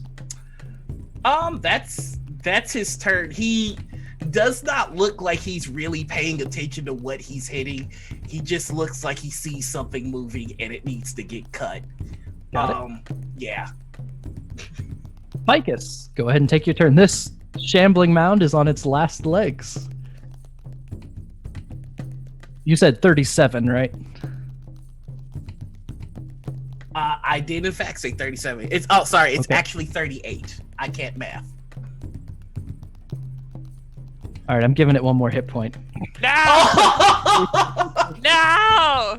No! I don't want to deal with this. Ooh, butts. 10, Ooh, butts. 20, 28, 37. +3 to each of them, right? Okay, yeah, sorry. I can't math. 37. It has 1 hit point left. Go ahead, Ficus. It's your turn. Yes. You With got chat- this. With chat Ficus. as my witness who can see the numbers that say 38. Ficus is just gonna, fucking pull out a dagger and just stab it once real good and hope that that's going to be enough to take it out because she's trying to put out a fire. Roll with advantage. 23 Hang will on, I get hit. to roll again. Hang on, when? If- No, yep, no, please. Fish for the crit if you want. Fish for the You crit. hit, Okay. and minimum damage. Ficus, you finish it off. That's 13 points of damage dropped into its body. You stab, and your dagger finds something solid in the midst of this shambling mound, and all the leaves and foliage go from the sickly green. They instantly lose their chlorophyll. They turn the oranges and reds and browns and fall away. And at the end of your dagger is just what looks like a knot of wood that your dagger is pierced. And that drops us out of initiative order with a bleeding out Ireena in the other room. Ficus is just gonna Minecraft the house with putting out fire. She's just gonna keep going and to make it stop because she can't do anything else. Leaf, nobody can see between the stairs and the vats. No one can see. Leaf and Soul, what are you going Leaf to do? sees the fire and that the shambling mound has collapsed, and just immediately goes to run and start getting buckets of water and sand, probably, to try to put it out. Okay, you start trying to put the fire out. Go ahead, Bright. I was just gonna say, can you remind me what my grandmother's last words to me were? What her judgment of me was? So the only she didn't pass judgment on you because you Okay. weren't the one standing trial, but Yeah. the advice she gave you was that you may one day have to let go. Is essentially what she said. Okay. Okay. Continue. All right. Soul, what are you up to? How confident that I am that nothing's coming through this door? Actually, you hear the twigs start coming toward the doors, throwing themselves against it. Do I feel like they're not gonna get in, or do I feel like I need to reinforce it? It's fairly secure, so you're not immediately worried. All But right. you know, it's a reminder they're still out there. All right. So in that case, I'll help Leaf put out the fire. Okay. And I'm gonna shout, "They asked us for one thing. That was not to burn this place down. Can we please go somewhere and not burn down every building we go to?" My bad. All right. Ficus just poof, poof, just doing her best. Uther is just punching a hole in the barrels and throwing them into the fire. He is just going ape shit. That is the opposite of how you put out fires. Is anyone gonna help Ireena, or are we just gonna let her I'm- die? Look, if Nobody knows I'm- what Bright, so Bright, it's I'm- back to you. Yeah, if it's my turn, I would like to use my very last backup plan spell to cure wounds, please. Okay. You cure wounds. Ireena's eyes snap open. She has a panicked look for a little bit. And then after a moment, It's her 12 eyes points calm. back. Okay. Her eyes calm. And she looks up at you and I'm It's just not- sitting, and there are just tears streaming down my face. what happened?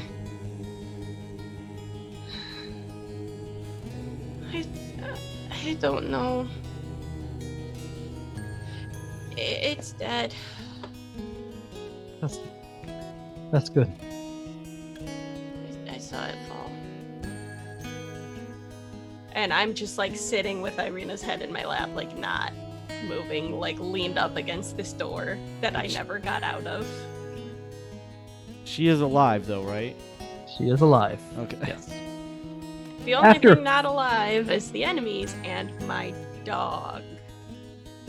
It doesn't take too long for Soul, Leaf, and Ficus to get the fire out. Their combined efforts are enough to put it out, despite Uther throwing more fuel on it throughout. At this point, he's probably just punching a hole in the dog. No. Why? If you touch my dog, I will end you. Just kidding. Maybe. But this is his I'm first frenzy, not. and he doesn't know how to handle it, so he's Yes. going buck wild. Mhm. Eventually, as you are punching around, you punch the vat next to you, and it just Mhm. blasts you in the face Okay. with mostly distilled wine. Okay. Oh, so now he's drunk and frenzied. And flammable. While he's like Flammable. punching away, Ficus is gonna like reach into her boot for a snack. This is not a Snickers commercial. This is just Ficus just sitting there with some bread in her hands, just waiting for him to like look at her, and she's just gonna just be staring like, I'm trying to bribe him with food. yeah, that's how you bribe everyone. Yeah. That's what she knows. She knows that in order to get someone to calm down, give him some food and you can sit and talk it out. So she's just gonna sit there and stare at Uther. Like, not interrupt it, not be like, oh, calm down. Like, no, none of that. Just waiting to break bread with Uther. I still have my chain. Can I roll to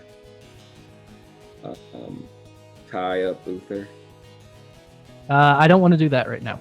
We'll Um, let Ficus and Uther sort it out.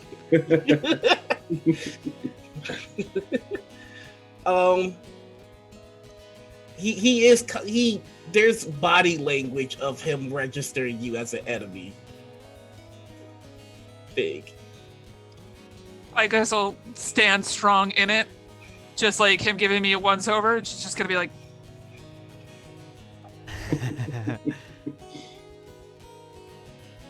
and it's the best smelling bread you've ever had in your life. What's gotten into him? And where's Bright and Ireena?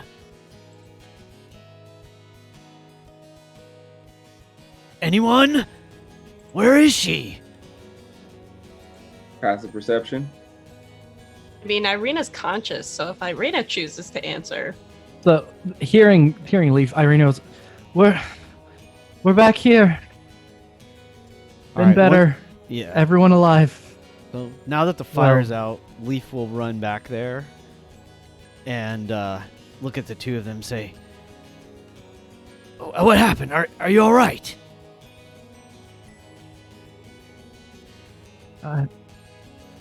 There were a number of things in the cellar. And, well, you saw how that panned out. Are they still down there? No, they followed us up, and the big thing was the last of them. Do you need healing? You look... I need rest. I need rest. We And then probably all the- do.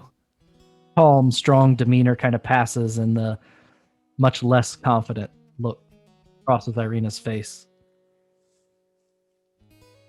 Hey, I just want to sleep. is she like still in my lap? Yeah, just laying there. Lit. Bright has just been doing this like catatonic 1,000-yard stare of just like the whole time. And when the kind of like personality shift changes, like Bright just puts her hand like on Ireena's head and just like pets her hair a little bit.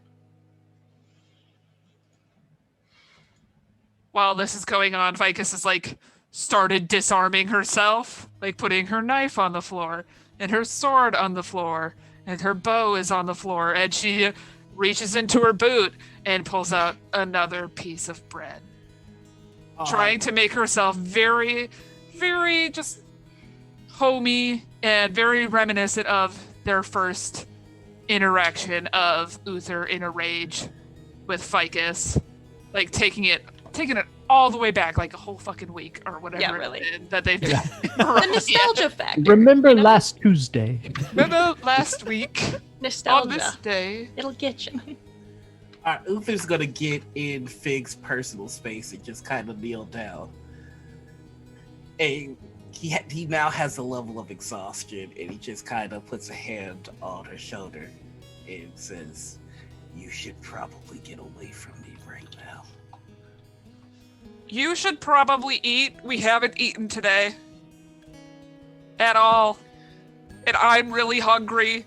And I need someone to eat with so I don't feel selfish about this right now. And she's just gonna like move the bread really close to his face, like getting in his space now. Not as like a challenge, but as like, fuck, like we haven't eaten yet. And like, I'm real hungry, man. I need you to do this for me. Take one for the team. Because like the only other person in the room with us right now is the robot who does not eat. He's gonna take the bread and dip it into the wine that's on the floor. He just take a bite out of it. Ficus will just slam her bread into the floor and then just start shoving it in her face. Just nice soggy bread, competitive eating style. I need you to do me a favor. Okay? Keep Bright away from me or I will murder her.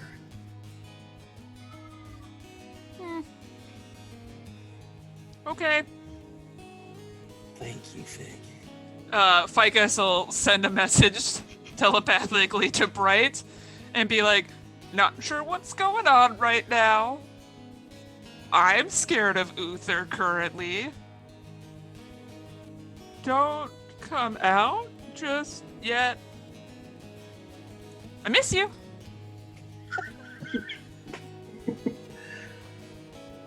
It's been like 3 minutes since we saw each other last. Been like 30 seconds. Dog, I adore you. Next session, I'm bringing a fucking loaf of bread. You do not receive a response though. At least I know this one got to you. Things keep coming out of the woodwork. Maybe I should go downstairs and just double check. Hey, Uther, upstairs, I found the kitchen. I mean, the other two found it, but I feel like it's mine. Do you want to go make dinner real quick? That way, you don't have to interact with Bright right now, and we get first dibs on food. And Ficus will just, like, start, like, looking over her shoulder and being, like, suggestively pulling him with her elbow. As she pulls him, it's like the first time she sees him actively wince. And he just confesses, I am in more pain than I have ever been in, and I cannot move. Oh, there's also beds upstairs. I cannot. And he shows you the stick in his hand. Move. Oh, that. I could throw a mattress down. I would appreciate that. Ficus will scurry upstairs as fast as she possibly can, dashing at everything with her one hit point left. We have heals. Use them. Oh, yeah, never mind. I have 8. Just kidding. There you go. Even faster. Because that's the way health works in this game. Mm-hmm. You going up to get a mattress? Go ahead, Uther. While Fig is gone, he is going to look at this stick And in my head, the way I'm just rationalizing it, he's never been exhausted before, so all of that barbarian toughness is kind of gone. So he feels this thing in him now, and it sucks. So with the very last of his frenzy, he is going to try and yank it out. Okay. Give me a strength check.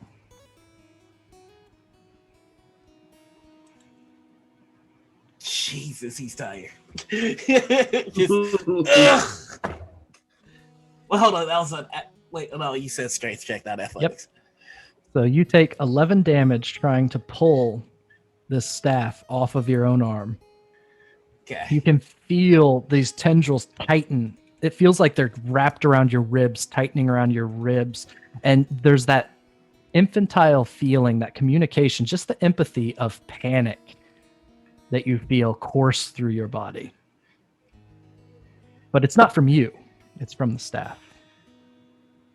It pulls out a couple inches, and then as you, between the pain of it not coming out and the 13 strength check, your hand just releases and it bounces back in, and you look down at your hand and you can see you have your fist wrapped around the staff, and your fingers are starting to look like the staff. They're growing woody.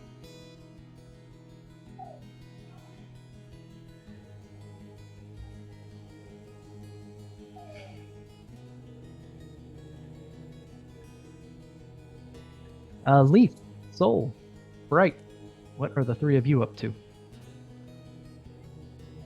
Well, Leaf had suggested that maybe he should make sure it was actually safe downstairs. Yep, go ahead. So I think he'd probably just poke his head back into the main room there with the wine casks. It's like, are you all right for the moment? As long as the door holds, we'll be okay. Everyone's calmed down. I'm going to make sure there's no more threats downstairs. I You make your way suggest- down into the cellar. Oh, sorry, go ahead. I was going to suggest, well, if he's going, he's going. So Well, he You would make wait your way down until to the Solaire had something else to Bright is- say. Bright is gonna habitually just be like, "Merlin." Okay. Just again, not look at anyone. Down in the cellar, there's packed earth, broken wine bottles, broken barrels. And But Leaf you would be don't- moving like real quiet. Like he doesn't want anyone to know if there is anything down there.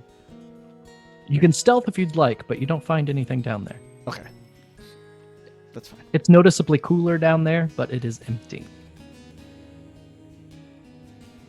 And from your full summary of the building, you have been everywhere in the winery at this point, and have no reason to believe there's anything else in here. So long as the doors hold and the twig blights remain outside, it should be secure. What time of the day is it? It is after 7 in the evening, about 7:30 p.m. You got to the winery just as dark was going And full we in. haven't eaten at all today? No wonder this session went the way it did. Yeah. Ficus is we didn't have breakfast. It's been rough. Honey. Well, after searching and making sure that the basement is secure, Leaf would return up to the rest of the group and probably say that, well, it seems the house is relatively secure for the moment. Perhaps we should... As Leaf says it's relatively secure, he hears a bang behind him as Ficus is thrown over the first mattress. Just to scare the shit out of him because it's Yeah. funny. Oh. Unless Accepting present company, it seems like we'll be safe. Perhaps we should wait out the night and then seek the family in the morning. I don't know where you're having this conversation, but unless Ireena has made any move, Bright still is just holding her, and they're like just against the door. He would in have this like come room. back to the top of the cellar stair and like Mhm. seeing Ireena and Bright in the same position and essentially Uther and Solaire out in the main room. He probably would have just stood in that doorway so that you could all hear him. So he's probably speaking mostly to Solaire, to be fair. However, he is addressing all of you. Yeah, Ireena wouldn't move. She is tired. She is exhausted, and That's where she's. as you pet her head, she starts to doze off. Yep, we're just having a good panic relief cuddle right now. Just Yeah, Solaire, perhaps you and I can keep watch tonight. Don't tell me twice. Soul's just gonna pick up a nearby barrel, place it against the door, and then just lean back on it and enter his sentry watch. Did Ficus prepare food? Oh, hell yeah. yes. After she threw down one mattress for Uther, she would have ran down blankets and stuff for everyone while they like kind of cuddled in, and then she would have ran back upstairs. Like she's just like zooming around the house at this point, and then when she finally gets to like have her time in the kitchen, she just goes all out. And like there's probably enough food in here to feed multiple people for a couple weeks, and Ficus is preparing all of it. All of it. She does not give a shit. We just saved That's what the this bag of whole holding is farm. for. And so she is just making all of the food she can. And then as like stuff gets ready, she'll bring stuff down. At one point, like she will anticipate you guys being like, okay, this was enough. And then Ficus will just keep making more food so she can shove it in her boot, eating as she's going. At this point, too, Bright, like still not making eye contact and like zoning out, will just very quietly ask for Leaf. Will you pick up Merlin? And there's another little box out there. Bring them back. Of course. You know, I've seen some tools and a few odds and ends in the way of supplies. Do you think you can put them back together? I can collect things if you need it. I'll try tomorrow. A good night's sleep is probably what we all need. So then no Leaf answer. will just essentially take whatever directions Bright gives him as far as Merlin is Out in the concerned. main- That's all that she says. Okay. She like collect Merlin, and there's a little metal box out there. Bring him Perfect. to me. Out in the main room, Soul's new raven is pecking at this box that has sat back down and become a box again. Is that the Modron? Yes. Yep. All right. Spectacular. When Uther sees you pick up the dog, he will ask, "Might I see that for a second?" Leaf actually looks to Bright before doing anything. We can't see each other. I don't think. No, Cannot. so what you This see is the worst split custody of a friend group I have ever seen. essentially, so the dog died in the doorway. Right. So in my mind, we have Leaf in the doorway picking up the pieces of Merlin, yeah. with Uther to his right and Bright in front of him to his left. Neither Yeah. can see each other. Yeah, So yeah. he's- So I would like Okay. look in the doorway to So see. both what of you can see Bright's Leaf doing. Uther, so you can. Yeah, he is looking Okay. at you. Let me see the dog, please. So he'll just like hold it up, like, it's just pieces. I know. I would very much like to touch the pieces.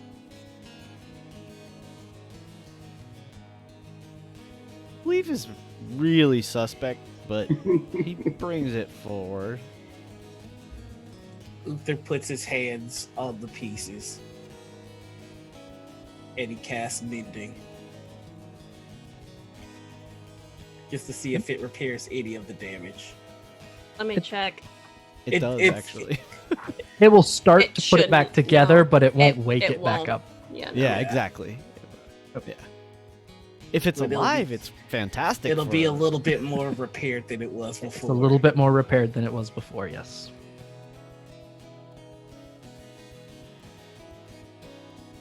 Leaf actually looks at you like very sincerely and kind of like nods in a way of like that was a good thing to do. He doesn't say anything, but it's very clear from his demeanor that he approves of what you just did. I never also approve. And so he'll say, actually, we should probably deal with that staff, but maybe once you've had some rest. I'm going to deal with the staff one way or another. Well, we'll help you It's- any way we can. There is no help. It has been interesting traveling with you all. Can sure say that again. And then he'll bring... Oh, sorry, what? He just says, "Be well." And that raises an eyebrow, and I'll bring the box to Bright and set it down beside her. But well, I'm not sure what it did, but Uther tried to lend a hand.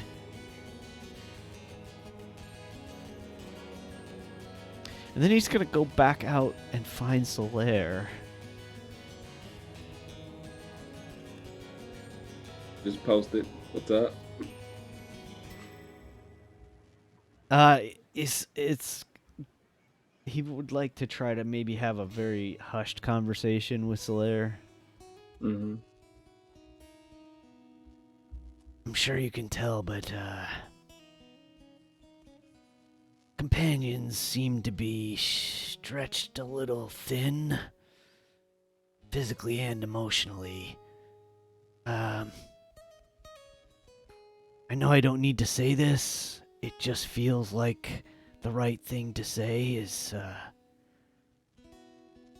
let's be vigilant tonight, shall we? I understand. I'll keep an eye on Uther. You watch the rest. Yeah, he just kind of, nods, and there's probably a wan, very thin smile. The Ficus has food prepared. Those that want to eat, eat. Oh yeah, Ficus is bringing it down to everyone and like forcing bowls into laps at this point. And even next to Solaire, she'll just kind of set down this like really good smelling bowl of soup. Be like, I know you can't eat it, but I think you can smell, because like that's one of the 5 senses. I don't know if you can smell, but it smells really good, and I want you to feel happy. And she's just gonna keep like running around passing out more soup to people. Guys. It's like the most anxious you've probably ever seen Ficus too, as she's just booking it around the house. Hey y'all, remember when this campaign started and Uther just kept pestering Soul with meaningless questions like, can you smell? I miss that. Yep. I don't know if we ever got an Remember- answer to that question, so technically Ficus doesn't know because he never Remember answered 7 Uther, days because it was ago? just I'm pretty sure there's a long line of no's when he first started asking me questions. I miss that. Yep. Once she's done passing out food, though, she did want to pull Leaf aside at some point. So Yep. I don't know if Leaf would join her upstairs. If Leaf remembers saying, I need to talk to you through the message, because You can always send another. So Yeah. whatever you'd like to I do. cannot. Yeah, so Oh, you Leaf's can't send intention... another. I'm out. No, I'm no, tapped. it's all good. And It's a he would... cantrip. Yeah, Message Leaf's is a cantrip. cantrip. Oh, that's right. Okay, Yeah. then yeah, I'll like be upstairs cooking and just be like, at some point, Leaf, if you have a Right. minute, I'm done collecting blankets for folks. But I need to talk to somebody about something I did. be right there. And just for the GM's benefit, Leaf's intention is like to essentially do sentry all night, like checking windows, checking,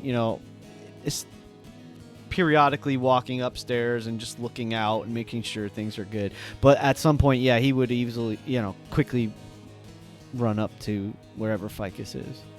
Sure. I apologize, Ficus. I know you had asked to speak earlier, but, well, things were hectic. Oh, we've all been busy stirring a pot on the stove. So remember how you were right next to me the other day? Well, I was, getting light stuck in my body and my belly and specifics.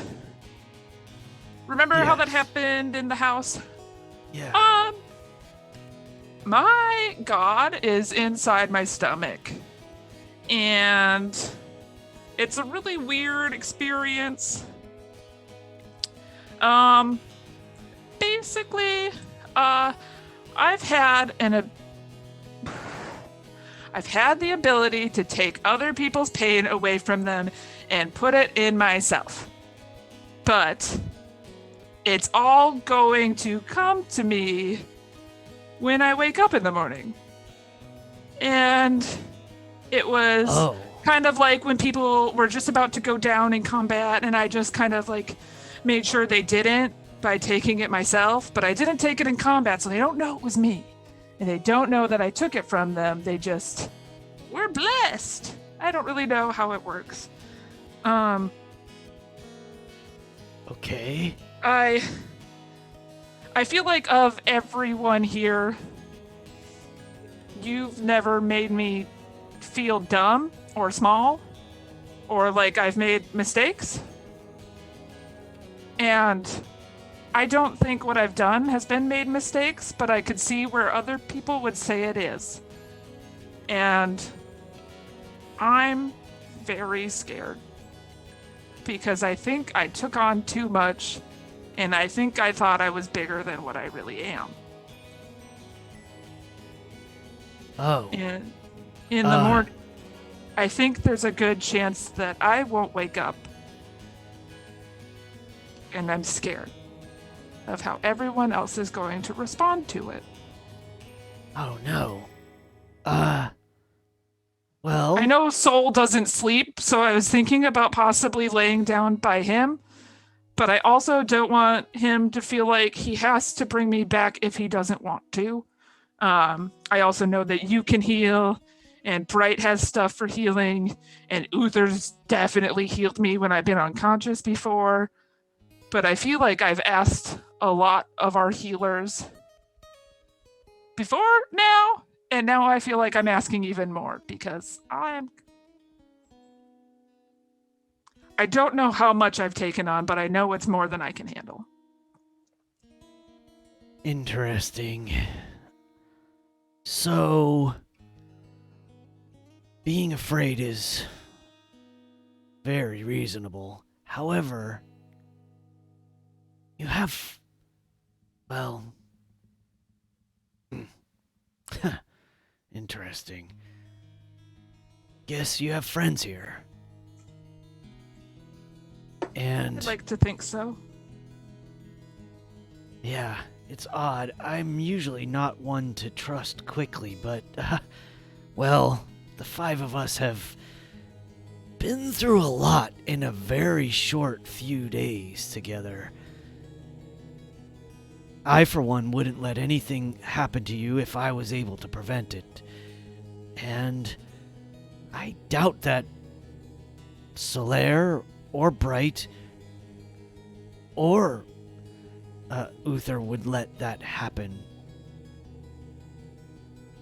I'm sure we can figure this out. Can you give me any more details? Well, it's kind of hard because it happens at dawn, and we don't really have a dawn here. It just kind of isn't as dark.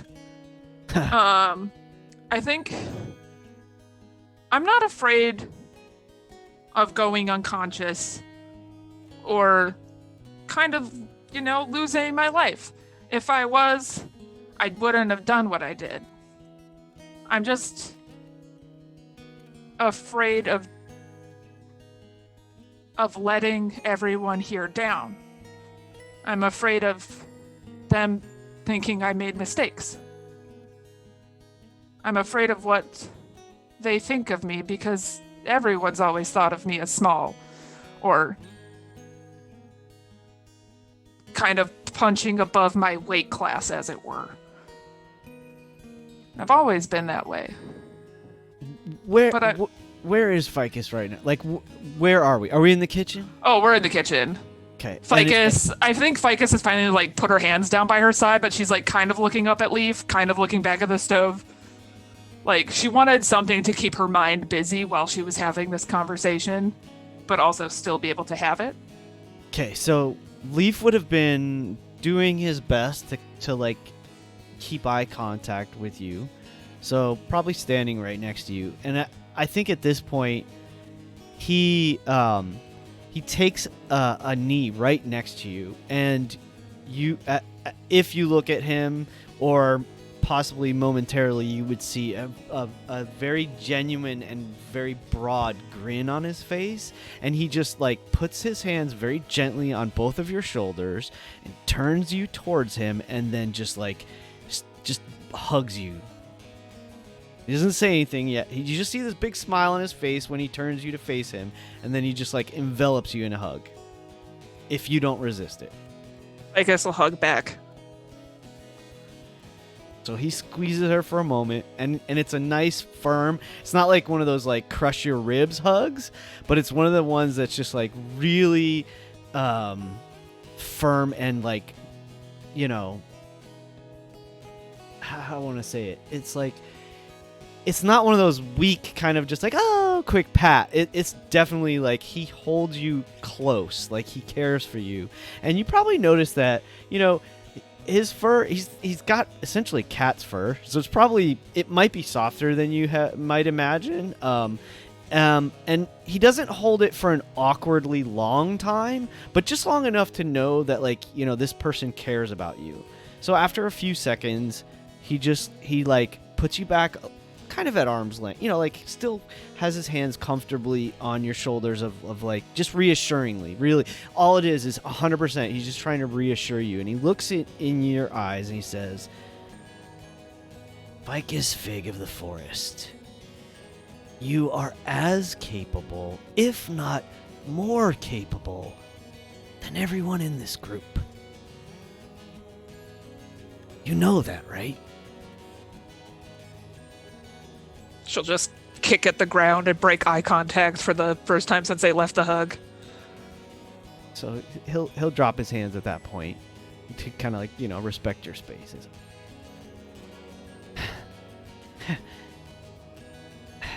You know, when I was a small pup, when I was a kid, the ones who found me, they tricked me all the time. And I always felt like I was failing, like I was never living up to their expectations. They were constantly testing me. I had to learn the ways of the forest. I had to learn how to shoot a bow. I had to learn how to fend for myself and forage and find my way through the trees and through the brush. And I always felt like I was failing. You know what? That's the only way we can learn. If we don't fail, what good are we? You know what? They never, ever gave up on me. Ficus, I vow to you, I will never give up on you.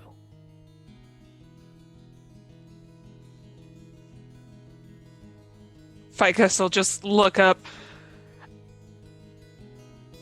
There is a deep knowing in her eyes. Like when you were talking about your experience, she was very much like, yeah, that sounds normal. That's exactly what I went through.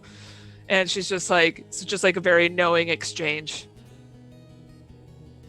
And You want to know something funny? yeah, I do.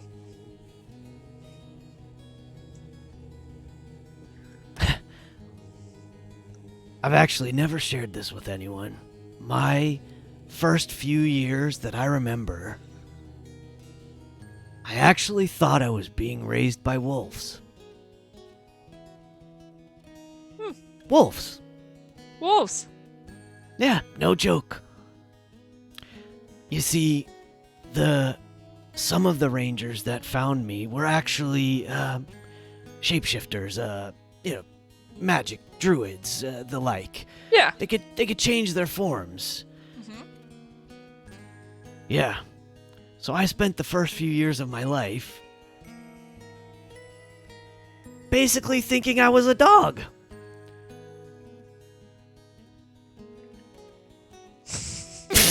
I guess I'll just crack up at the end of it and be like, okay, at first you said, here's something funny, and I thought that it wasn't going to be funny, but that's actually kind of funny. Yeah. Oh. Yeah. So, I mean, well, let's And just she'll keep kind of that like between look the up two at of your us. ears. And she'll look up at your ears and just be like, did you ever look at yourself in a pool of water? I mean, I was really young, and I guess they didn't fair. trust me or know if they were. Again, they were always testing me. Goodness. Anyway, let's maybe keep that between us for now. It's a little embarrassing,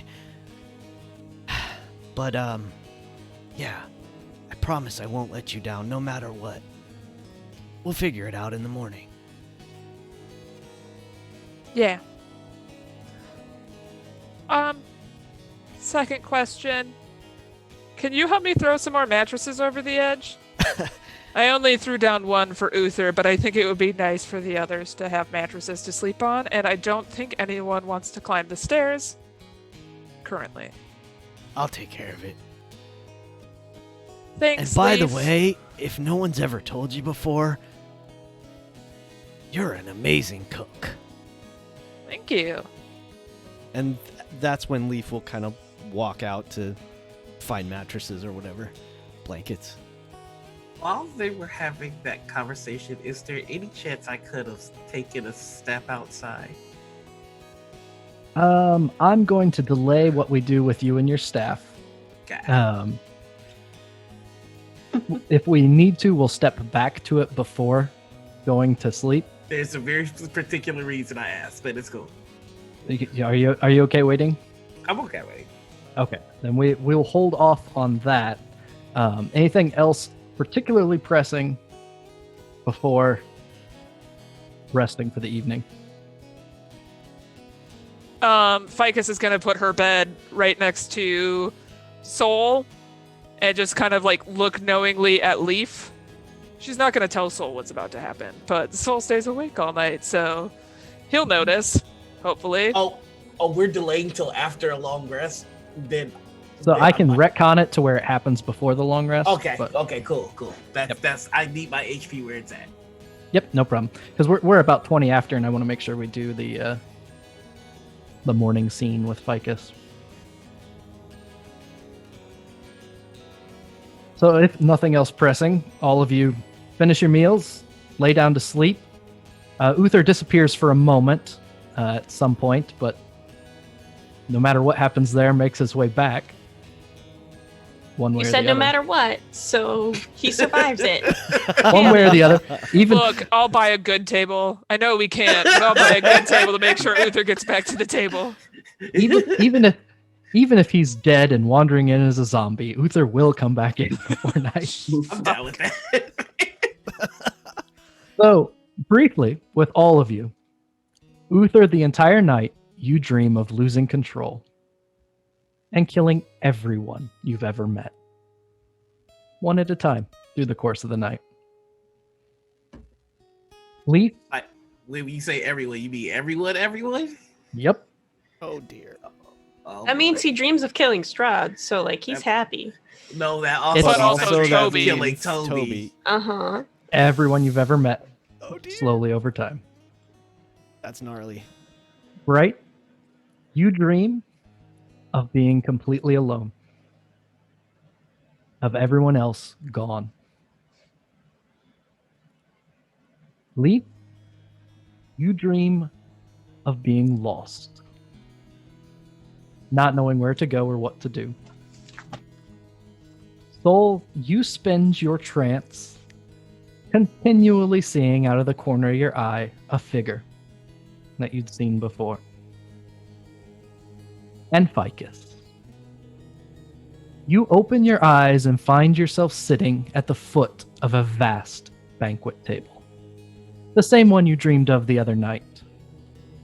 You feel tired, exhausted, your body hurts, everything hurts, your mind is splitting. You smell this strange rot beneath the smells of the food. And walking across the table, and this isn't a halfling-sized table, this is a full-size, human-sized table, bigger than what you would sit at home. Walking across it is the figure that you recognize, Barbarian. He pauses every few steps to kneel down and pick something up and take a bite, giggling half to himself, looking at you every once in a while, winks a few times, waves. You look down at your own plate, and there's a chicken leg mostly eaten, a few other bites left on the plate, and not much else. And Barbarian looks your way and says, I have greatly appreciated the bridge, little one. You showed me things I didn't think I'd ever see. I've been somewhere I didn't think I could ever be, but I must go on. And quite frankly, I don't need the bridge anymore, so I must, unfortunately withdraw my gregarious protections extended so far, but I'm sure you'll understand it was well worth it, was it not? I mean, you were so brave, so strong. Was it all worth it? Yes.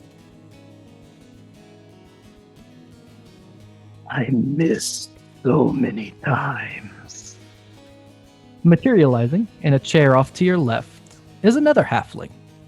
This one gaunt, emaciated, looking as though they have not eaten for a long time. Barbarian pauses and looks over. Rogalin, my dear brother, welcome to the feast. This one's almost done, isn't she? Oh, she's ducked under your reach a time or two, and there's not very many who can stoop that low, is there, dear brother? Violent jester. Yes. I think it is time for this one to be finished with her meal.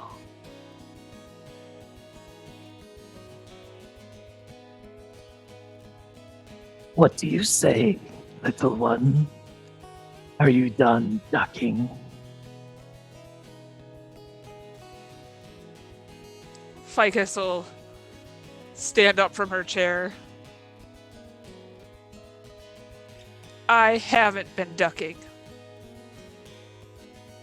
You've been missing.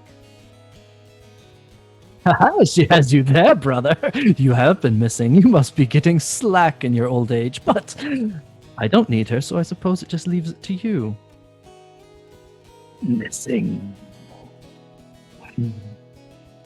Everyone's luck runs out.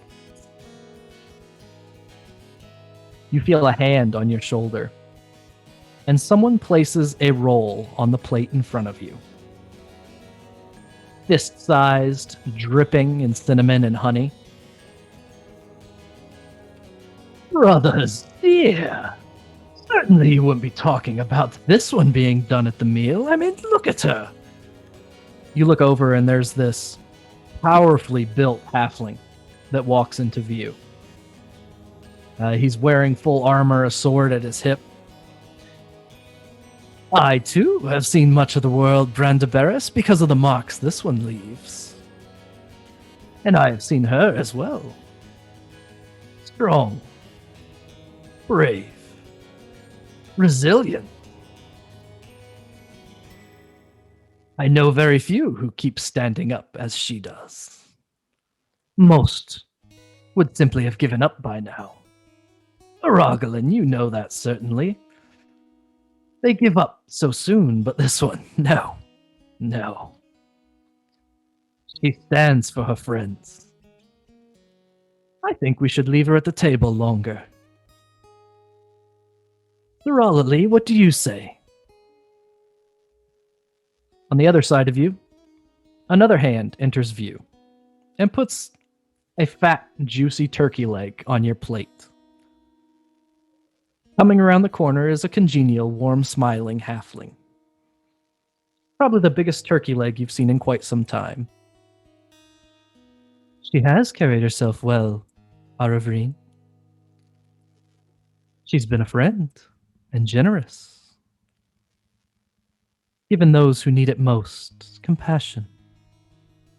I say she stay at the table as long as she please. Brandabaris will toss a cup across the room. No, I'm done with her. We don't need her. She's pointless, useless, nothing. She's mine. She's strong. She's resilient. She's friendly. She's compassionate. Well, we are at an impasse then. A divided vote, 2-2. However can we make such a decision? Oh, Ficus Fig, tell me. Are you finished at the table, or do you wish to have another helping? I'll look down at the table and see the cinnamon roll and the turkey leg. I'll separate the cinnamon roll, rip it in half. I'll smush it on the turkey leg. I'll grab it, and I'll just take the biggest bite I can muster out of this cinnamon roll turkey leg.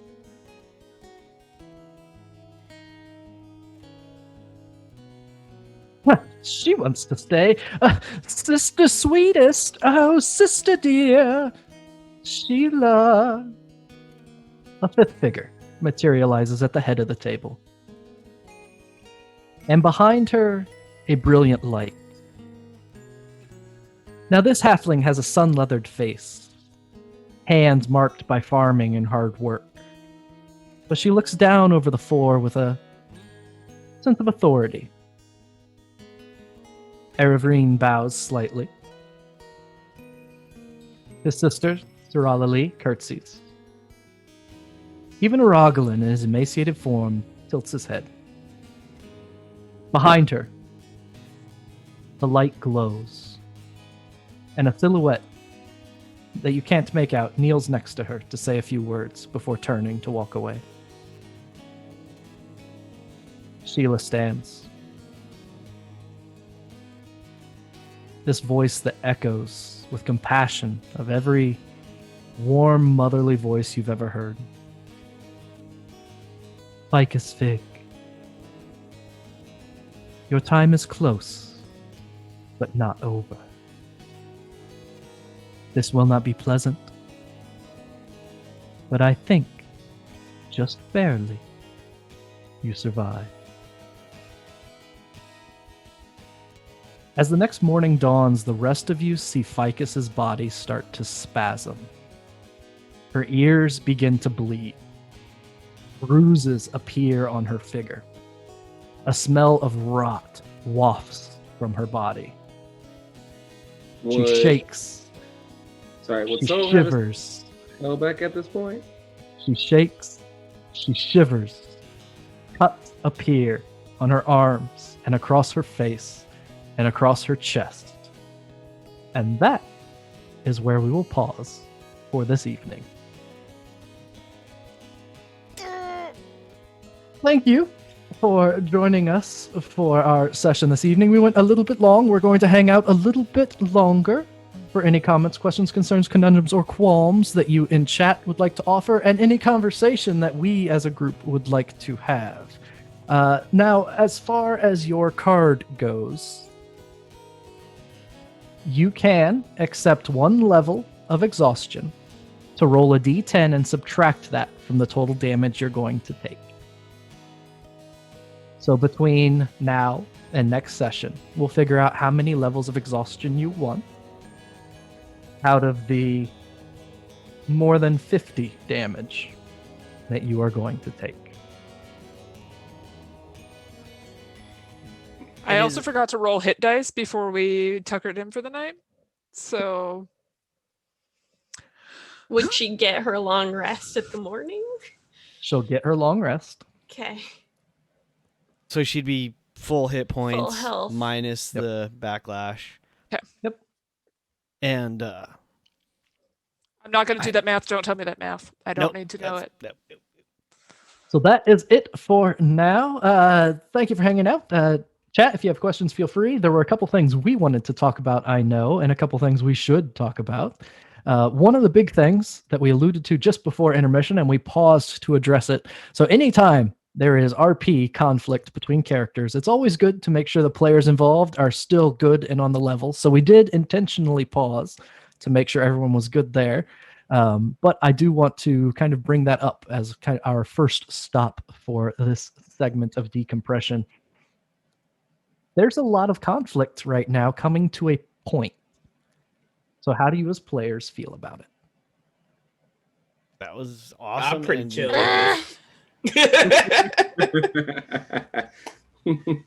I'm actually enjoying it because I think so often when people are in RPG groups, they like just try to make everything mesh and meld well together. But like, if you've ever been in a workplace or something like that, or like in a school project where you're the one who does like all the fucking work and everyone else sucks on your team, like it's never like perfect and cohesive when you first like meet a group. And like we're coming to the point where like the first couple of days we're like, oh, this is new, this is fun, yay, so excited to be living with this random person in my college dorm. And now it's like, oh no, I actually don't mesh with this person now that you've like taken like the time to peel the layers back. And you're like, oh, this isn't, oh no, this wasn't the first conversation I had with this person. And I think it's actually, it feels more real because of that. Like, I feel like there's more at stake than just like, we're just a happy-go-lucky family, which was very much our couple Brady Bunch episodes at first. Yep. Which it makes a lot of sense. I mean, when you first get together with a group of people, there's a lot of times okay, we're all going to be friendly, get along, deal with it. And then the tension starts hitting and you have to decide, what to do about that. Well, it makes sense too. Our characters are under a ton of stress, and it's only been a short amount of time that we've been pressed under all of this with very little relief. So and it just seems to keep mounting. So kind of makes sense that we would be sort of getting at each other a little. Mm-hmm. I was super impressed. I thought it was awesome. And for anybody that's concerned, I have no beef with Niff. We are the only thing we disagree on is Crunch Crew, okay? Everything. Oh God, is perfect. just don't. Noir, you better not be listening to my podcast because I literally do episodes like full sets in my mouth, okay? Like, I am. it's bad. You know what? I take back what I said. I've got nothing but beef for Niff. Okay, yeah, fair enough. Fight. That's kind of the best thing is like knowing Noir that you and I like have this relationship and we just like keep teasing each other and like having jokes around and stuff, and then getting to do this serious like, no, we're super pissed in character. Like I don't think we could do that unless we were as good of friends as we are and had the background we do. And these characters have a bond. It's just It's the only reason that they hate each other so much is because they loved each other first. And it's just like, okay, you matter to me, so now your betrayal sucks worse. And the thing is, and he's not right, but he's not 100% wrong. Yeah, same in the sense that Uther's problem is that he does not. It's the same problem that all of my characters have, really. I wonder why that is. Is that he does not have the emotional maturity to really explain that he was hurt by the party. That he understands that. Well, he doesn't understand that his drive to get Toby back was unreasonable. Like it was just go for him.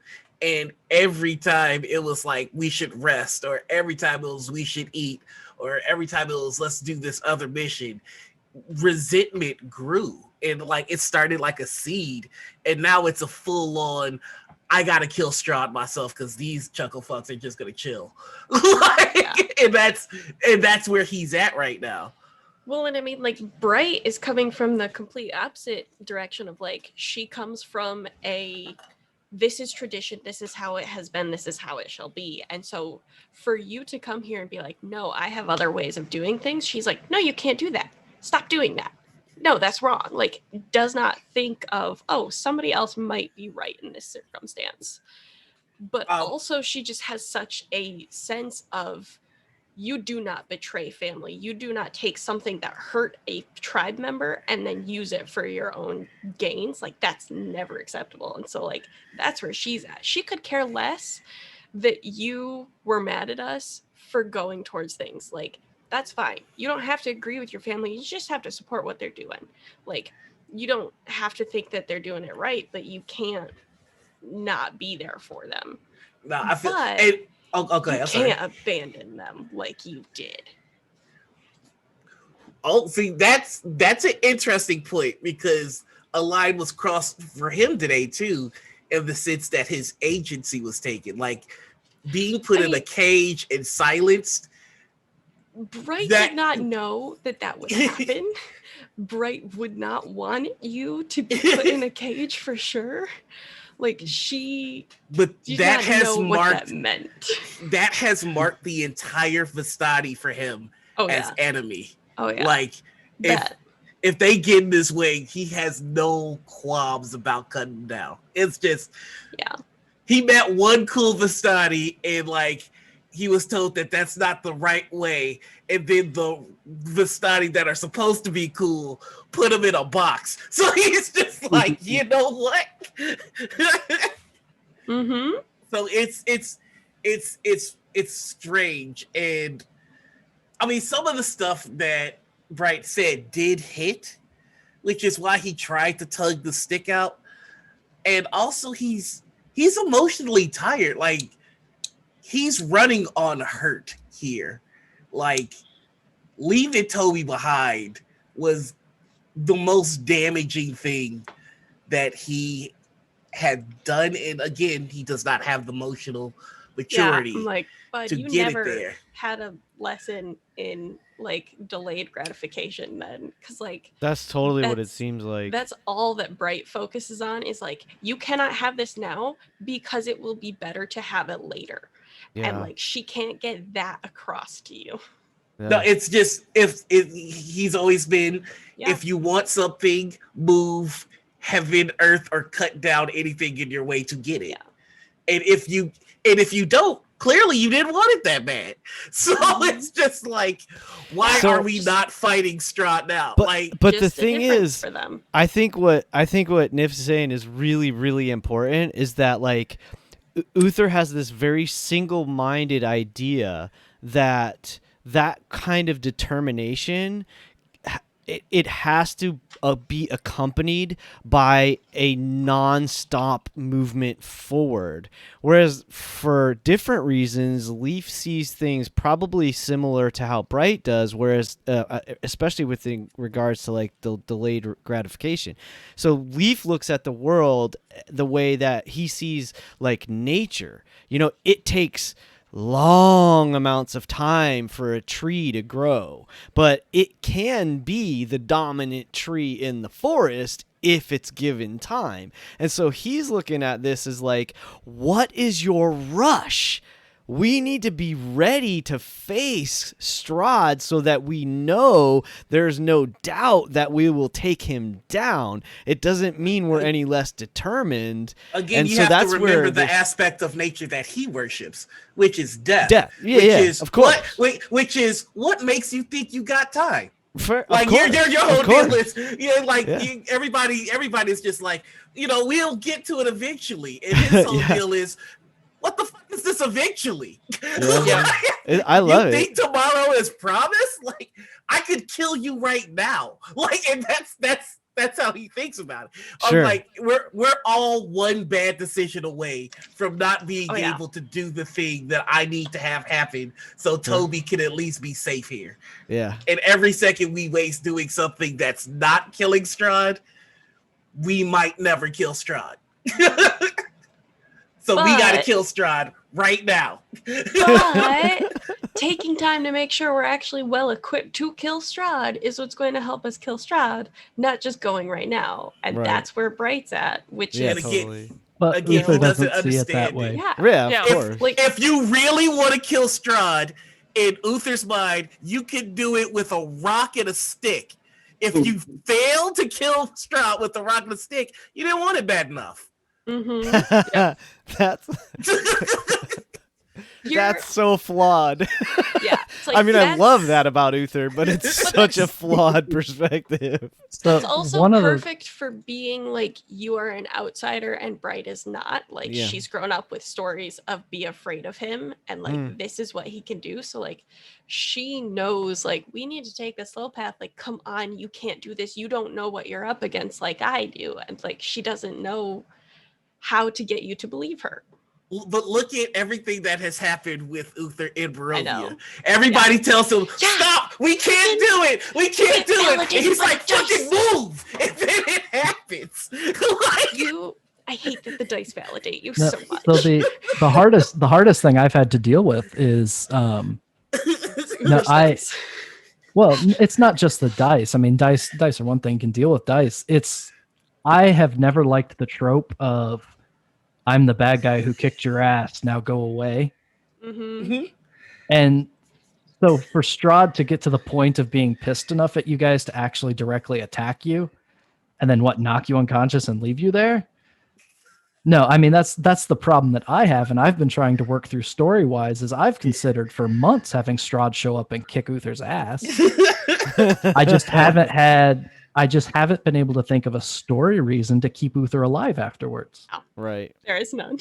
And the thing is, like, like no other player Oh, yeah. understands fundamentally there's level Totally. differences Yep. and all course. that kind of stuff.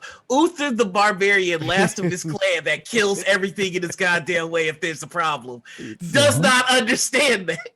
Yep. Like, what happens if Strahd shows up? I stab him till he dies. What happens if he doesn't die after that? I stab him some more. Like, that's You know, you get your rock son, and then your rock son will kill him. look, I But yeah, mean, but that's where I've been trapped because that's the in my mind that's the way for Uther to understand he's not ready yet. But there's not a way to do that without and I hinted before that there is a check that Mhm. I put into this character to kind of help us along.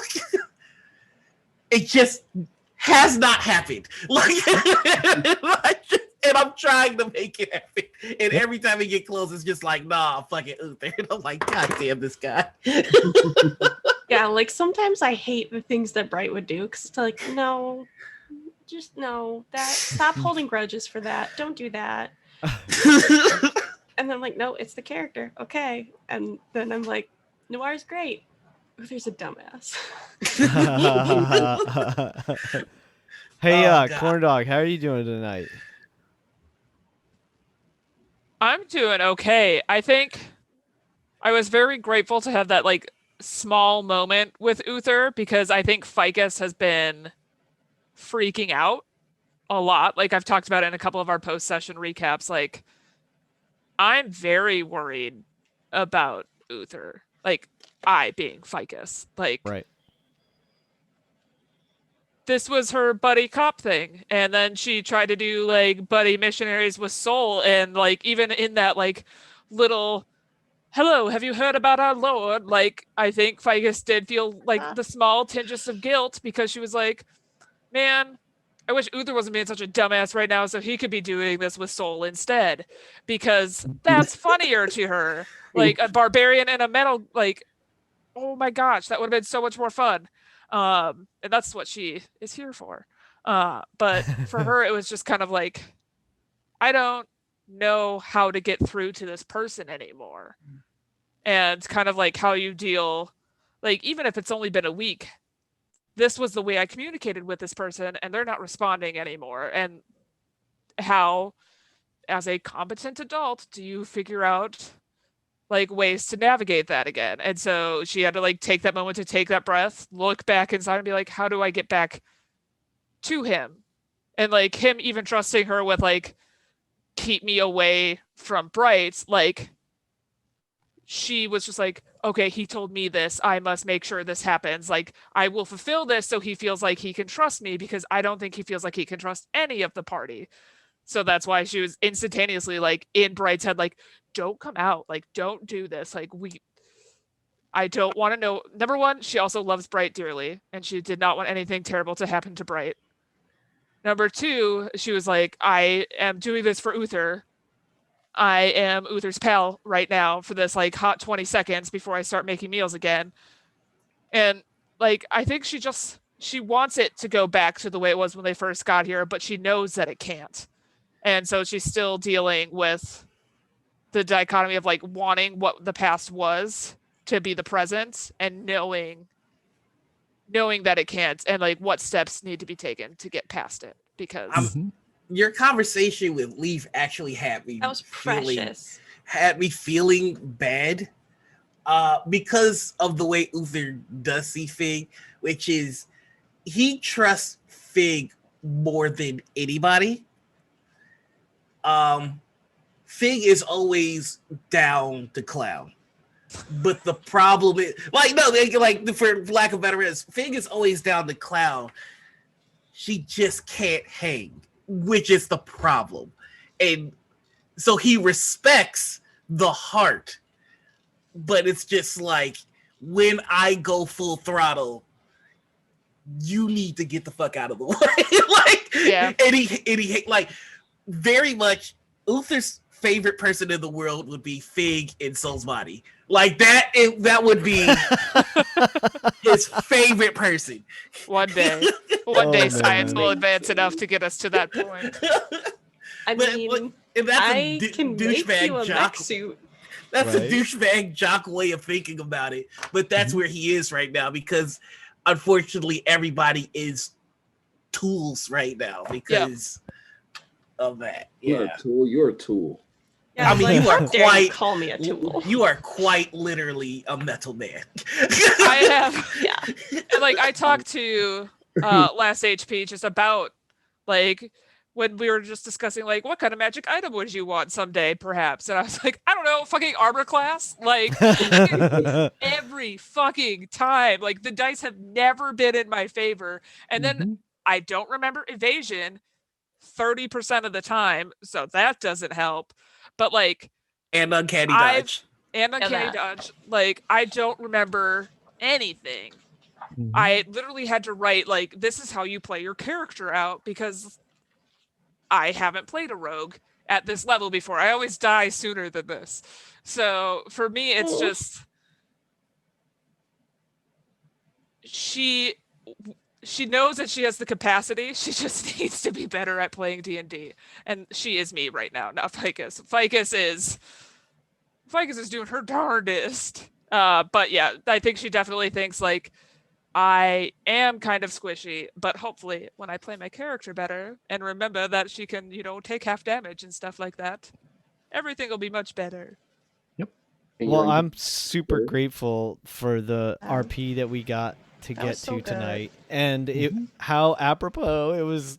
Unbelievably, it was very canny that what I talked about at the beginning of the show actually came into play in the RP. I took the personality trait. I was in fact raised by wolves. So it was so much fun to be able to insert that into the play and have it be God, what is my personality trait? That was so. It was so meaningful to me as a player. Like, I was literally getting chills from that whole scene because, the fact that Ficus kind of confided in Leaf, but also was like looking to him for a little bit of support was so awesome to be able to, to like dig into that as a sort of actor or what have you. And then, on top of it, it was so flawless because Gregory, felt like it's like, with this. So first, it was really obvious to me, like, oh, she just needs a hug. So that's why I kind of really wanted to sort of describe how I could do that, or at least that's how I perceived it, because that's what I would want in that moment. So that was fun to kind of move into. But then it was like, as we sort of moved through the scene, it got real obvious of like, we need a moment of levity to kind of like to sort of have that pressure release of like, wow, we're in some shit right now. But we need something to like take our minds off it. And so then when you asked him to get, so that was perfect. And then when you asked him to like get the rest of the blankets or what do you call mattresses, that was, it's like, oh yeah, back to reality. So Yep. I really adored how that all kind of, flowed through that scene. So thank you.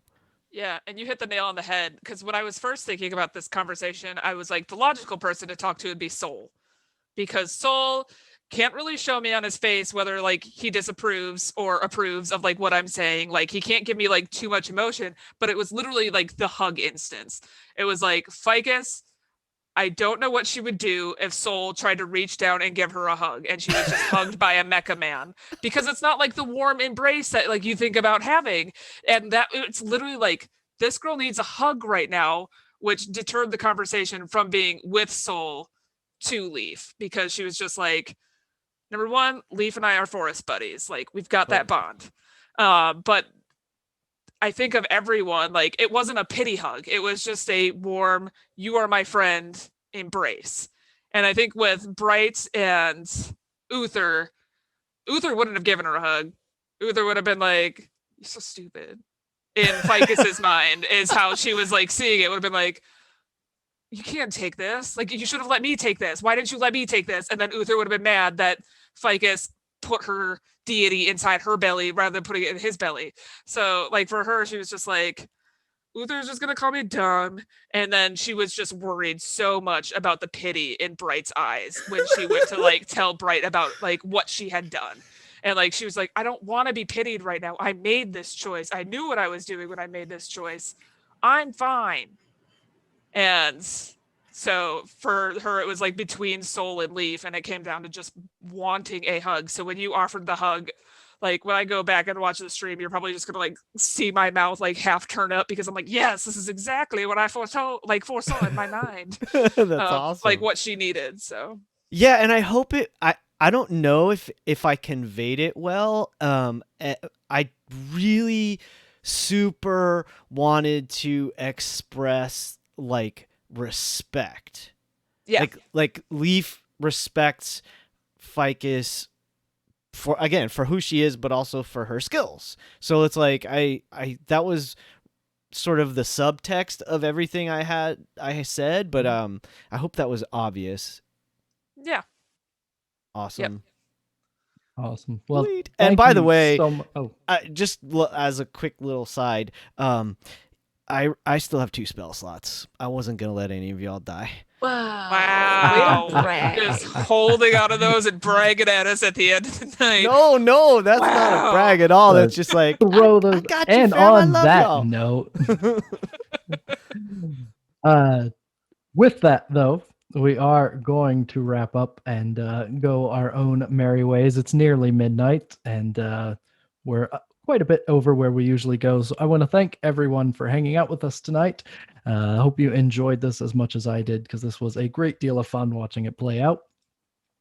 Went just about as well as I could imagine it would go, and it's what I love about all these players here, is they always do such an awesome job. Set the stage, give them a scene, and they will do it, and I love it. And so thank you everyone for the games. Thank you, chat, for sticking out and joining us. And yeah, I think that's it for me. Nif, were you about to say something? No, I was just gonna ask what would happen if I had named Strahd in the court case instead.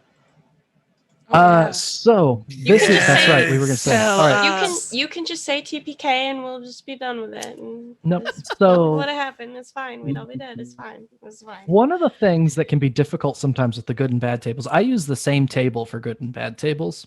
I just flavor it one way or the other depending on which table was asked for.